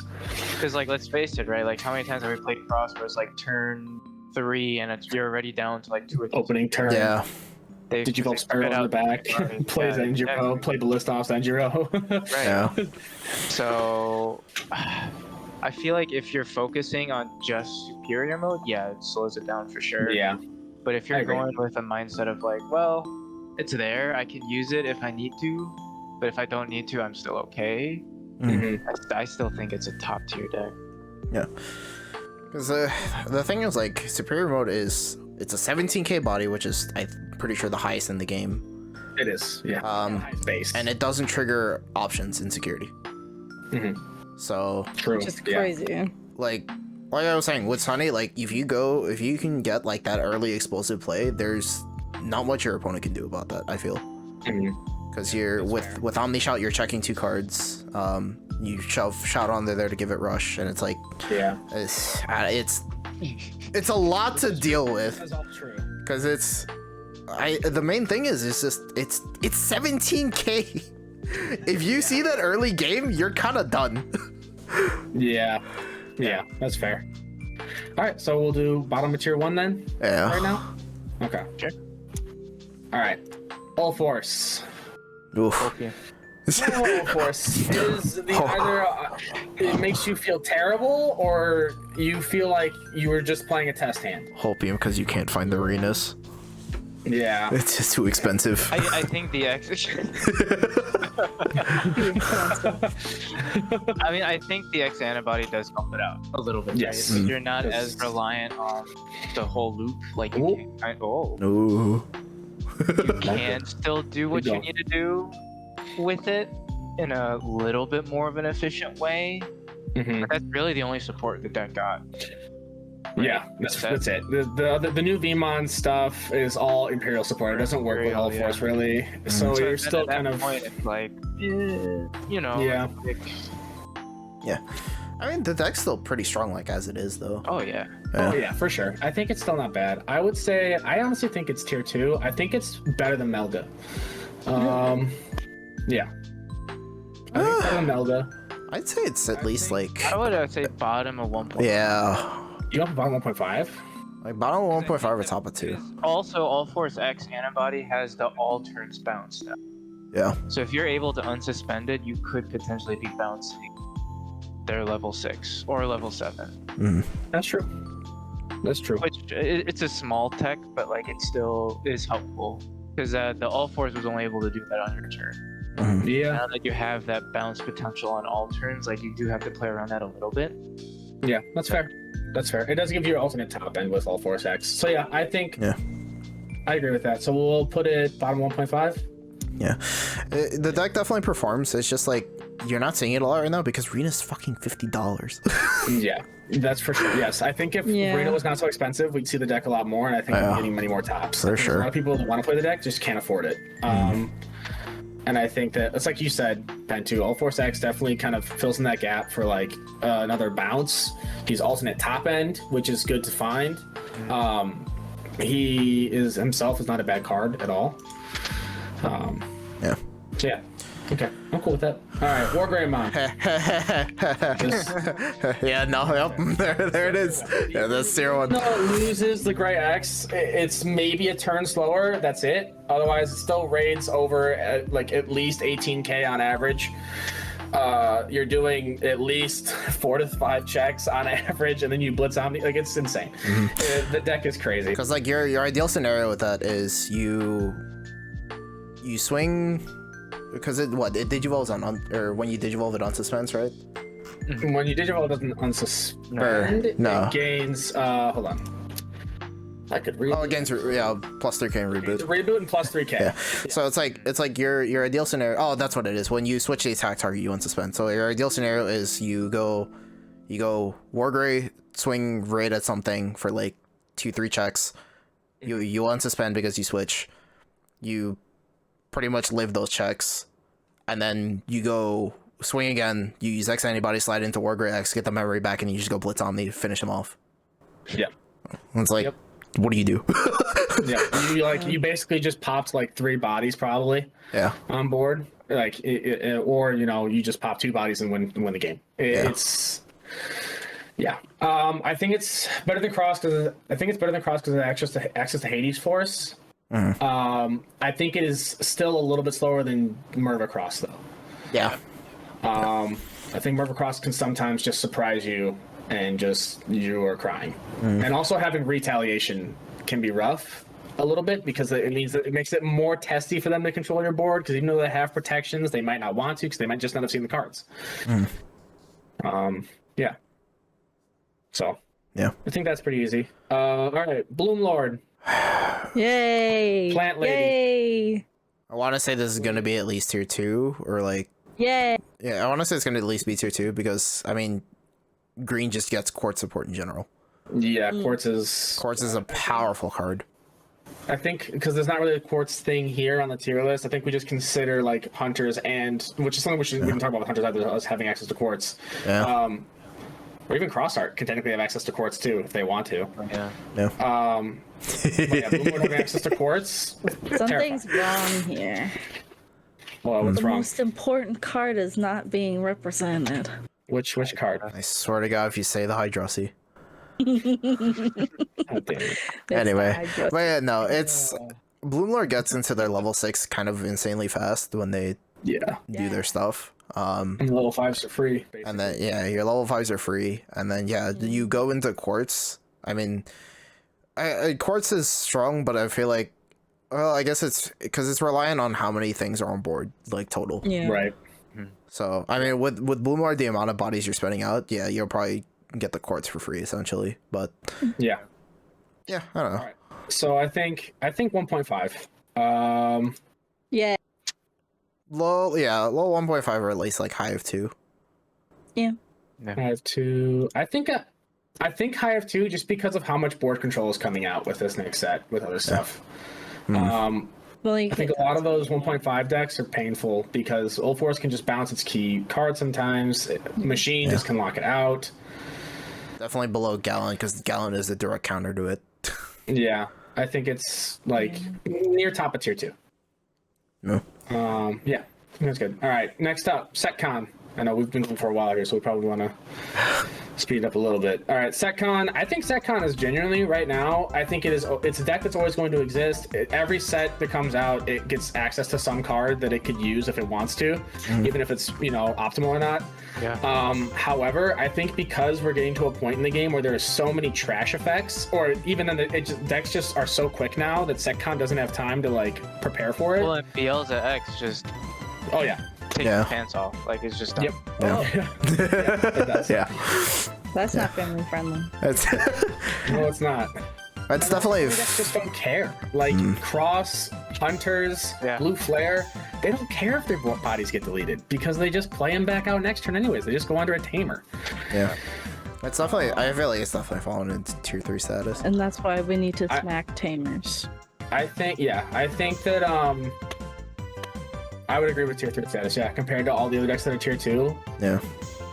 I think a lot of them just can play efficiently enough to get around Setcon because I mean, it's not once you know like Setcon is the boogeyman for if you're a new player. Once you know how to play against Setcon, you kind of figure it out. Yep. Yeah. All right, so easy enough. I think that's I think- Funny Loop. Top of tier. Funny. Do people even play with Funny Loop? I have not played that in like. It hasn't been played in a while. I don't really know why it's here. I think Hopium. It was faster than Nasty back in the day. I think the problem for it now is there's so many alternative forms of removal where it can't really do its, quote unquote loop. That it struggles for it to do what it wants to do. I want to say if this next one's Minerva Merva, that's probably the same effect. Minerva Merva, I think is still good. Yeah. Minerva Merva, I've played a lot of it. It can still be really, really fast. It's a little bit slower than Merva Cross. I think it is tier 2. I think it's bottom of tier 2 right now. I haven't seen a lot of people play it is the thing. I've played it a lot. I just haven't played it at locals. Where are you playing it?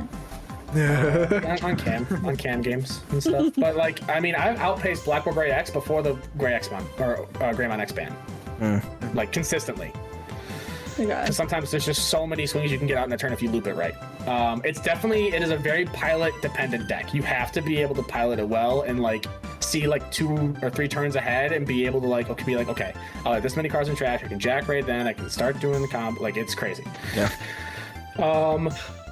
So 2. But I think 2. I think it is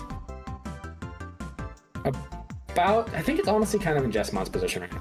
Yeah. I think it struggles because it has to put bodies on board. So I think it's better than Exa just because they can just have retaliation and put you in a position with Exa where you have to leave yourself suspended. Or they can just hard play things or they don't mind being deleted. There's this other Black War that we got. Yeah, this is the Black War build that is focused on unsuspending and like it's just like it builds up the X Anybody stack, and then you swing, pop sources, and you just keep going for it. This is one of the versions people were playing a bit. That's probably like 1.5. I feel like this is just the same game plan as like. It's a Greymon. It's a Greymon deck. Yeah, I think it's like. I hope y'all enjoy playing Greymon card game as much as I do. I'm gonna put bottom 1.5. I think. Yeah. So I think it's a deck that struggles against machine. Its game plan is good, but it doesn't have as much board control as the other decks have normally. Yeah. Well, yeah, it just doesn't DP climb as well. Yeah. BL Star. I think 1.5. I think people can pull Really? it off. I do. I think BL Star. I mean, we did see. I think Primitive got a top with it. I think he got top 32 with it at Worlds or Nets. Yeah. That can definitely perform. It gets support. Yes. The BL Star mod is good. And it can definitely be more of a mill deck now too, where it can just focus on milling itself to get some of those cards in trash. So yeah, I would agree 1.5. I think the only thing though is that it loses to every the 1.5 deck. But I think those tier 2 decks, these are decks that all fear checking security. Yeah. For the most part. But these 1.5 decks are decks that have protections into security or don't care if they get deleted. Yeah. So I would say, just because of its speed, maybe top of tier 2. I wouldn't quite put it 1.5. Yeah. That's fair. Because you do need to kind of get like at least like 6 to 7 options specifically in trash. D Reaper. D Reaper is the gatekeeper to being able to play in a competitive format, I think. Period. I think if you cannot beat D Reaper, I think that your deck cannot perform in any sort of manner against any deck that exists elsewhere. Low tier 2. We're gonna get a ton of D Reaper players coming over here. Yeah. Oh, That's no. fine. Because the thing is, like, Get on. What are you gonna do? Gatekeeper me? a lot of people are anticipating the Beelzebub meta, and this is like the direct counter to that. But then, Because they don't have levels. the second you run into a raid deck, you're dead.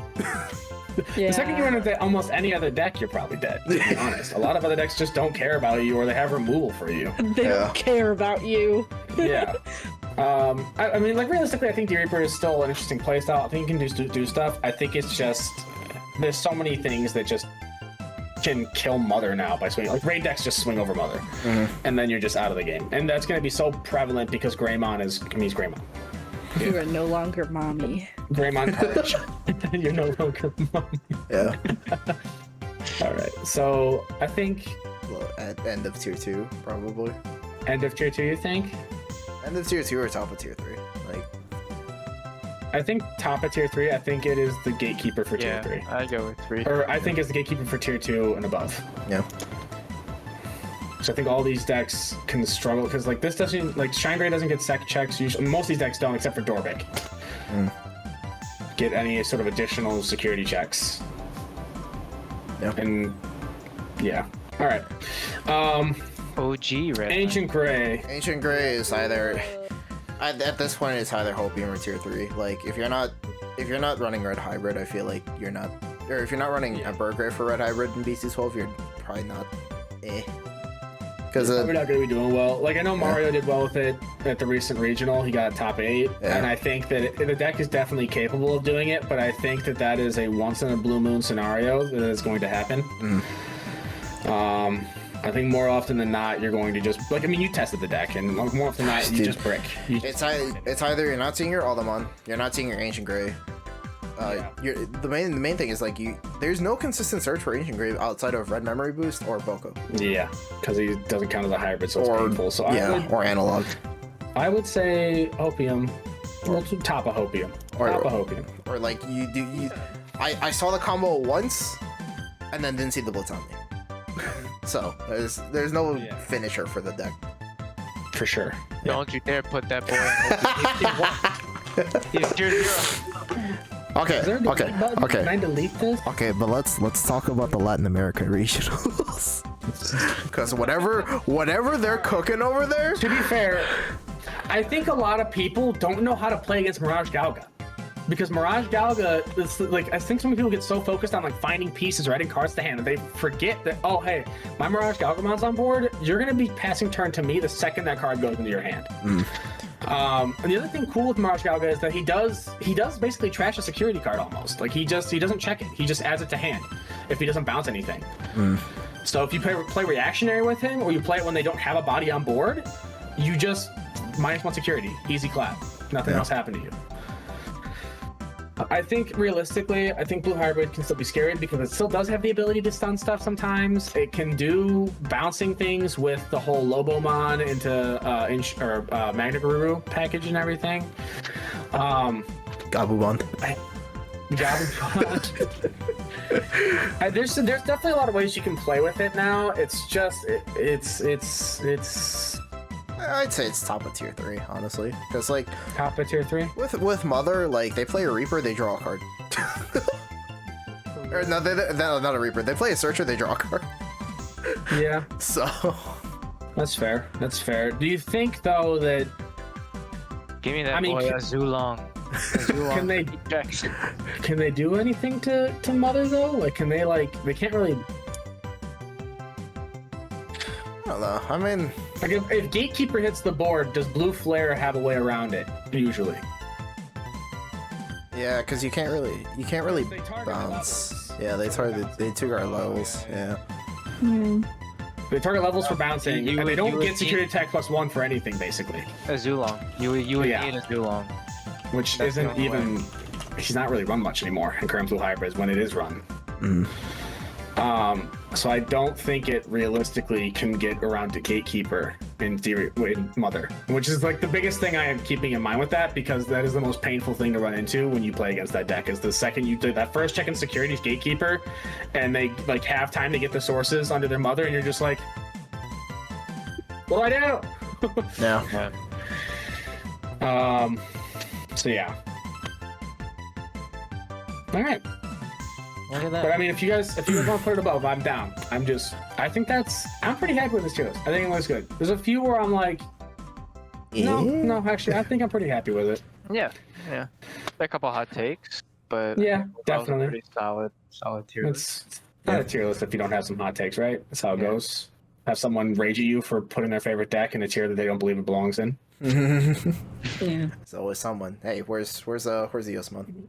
I think we can all say the same, where if we had the choice, we would like every deck to be a tier 1 deck. Because ideally, the best state for a card game is for almost every deck to be able to compete. Where's King Suga? Obviously, this... Don't talk to me. I mean, the good thing about this set coming up is that at least when Sunny and I are playing it, there's a lot of different decks that are competitive viable. Like we're about to see a shift in the meta that like there's gonna be a bunch of different people playing a bunch of different things.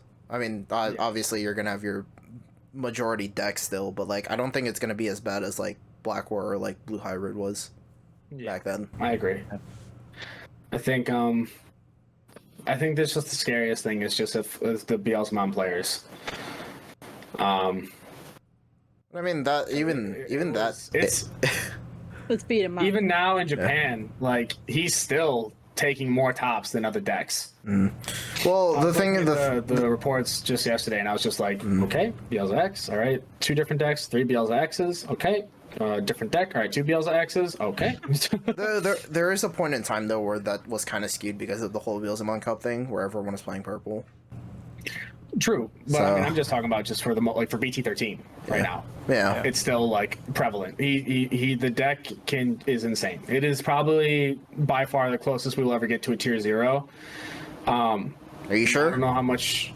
I think so. Are you sure? I feel like Blue Hybrid was there.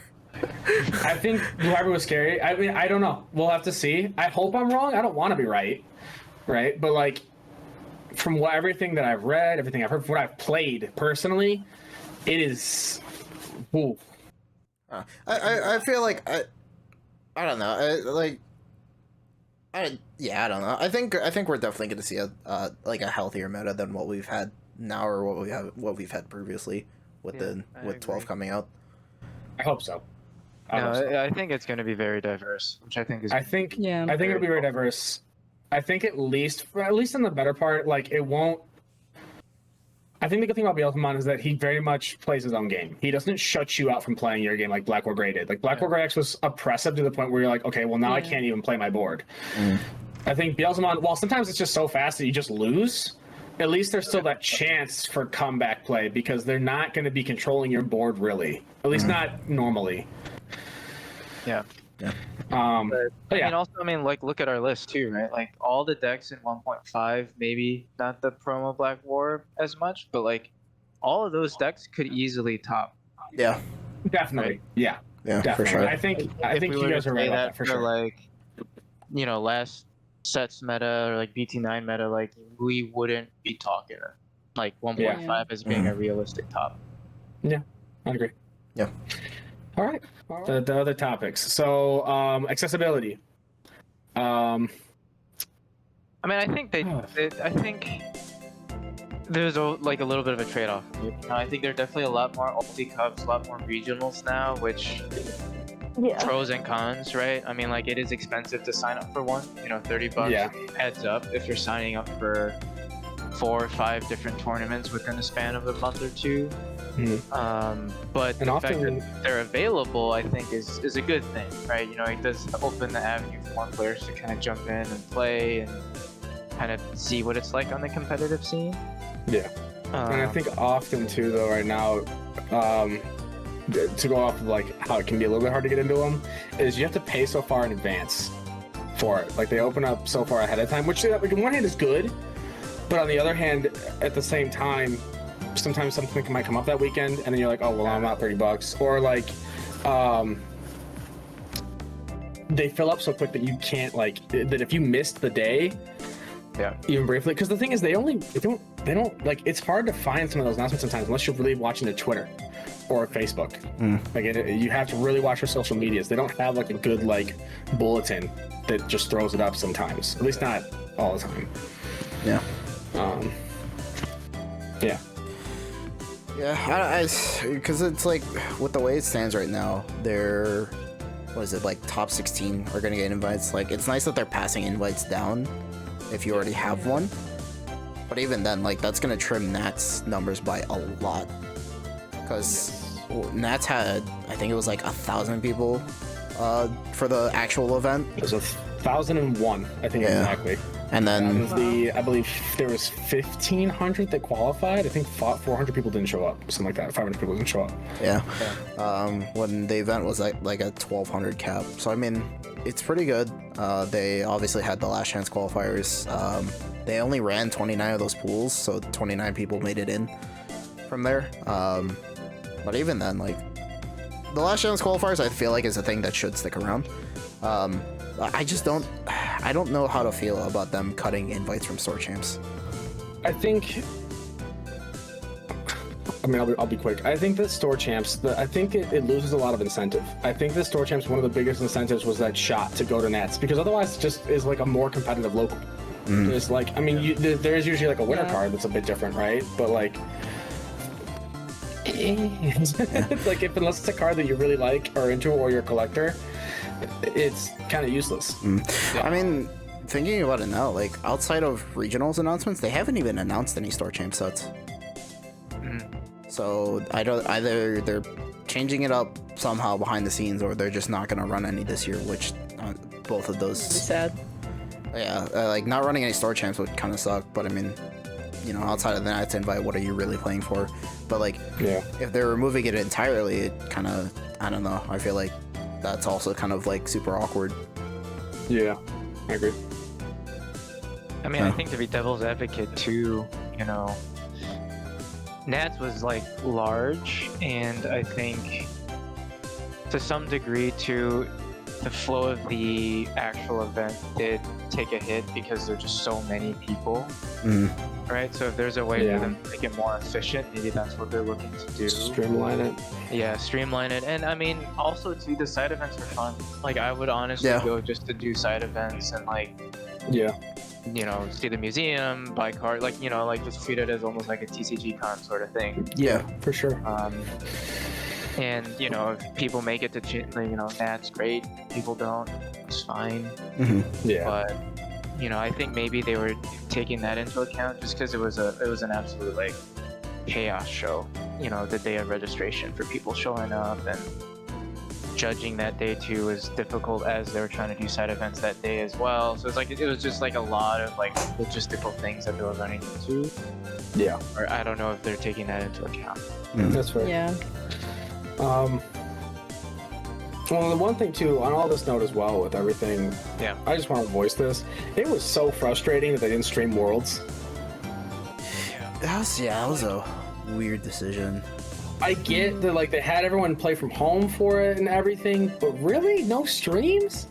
Just gonna record it and upload it later? And it's not like they didn't have commentators for it. They had, like, I think it was Eggman, I can't remember who else, like, commentate the matches. And then uploaded the videos with the commentary. It's like, hello? Yeah, it's a very, very weird decision. Thinking about it. Sorry, go ahead. go ahead. I was to say, like, it's like, if you want to push forward your game, right? Like, that's a great thing to stream, absolutely. Regionals, awesome. I love the streaming them. Worlds should be like your main event. That should be your big thing. You should, like, find the time or the funds to finance, like, flying your players, your Worlds qualifier players for your card game out and host an event of some kind. Like, and it doesn't have to be the most, like, you don't have to have like a live audience or anything like that, but at least do something. Yeah. Right? One to Battle Spirits. Yeah, honestly, that's actually where all the money went, was Battle Spirits. Oh my god. I mean, from that point, it's like you can kind of see why they recorded it, because it's like you're playing from home. A lot of people have different schedules. Like you're not gonna get like matches back to back in a row. Like yes, they had days blocked out for all of the world's matches, but they probably weren't able to run the matches like, you know, in order. Yeah, So. I suppose. Yeah. That's fair. Okay, guys, I have to go. It is Yeah. 10:03. That's fine. I got little babies to take care of tomorrow. Okay. All right. Good night. Thanks for Good having night. Thanks for jumping on. See ya. Letting me, I don't know, do whatever I did.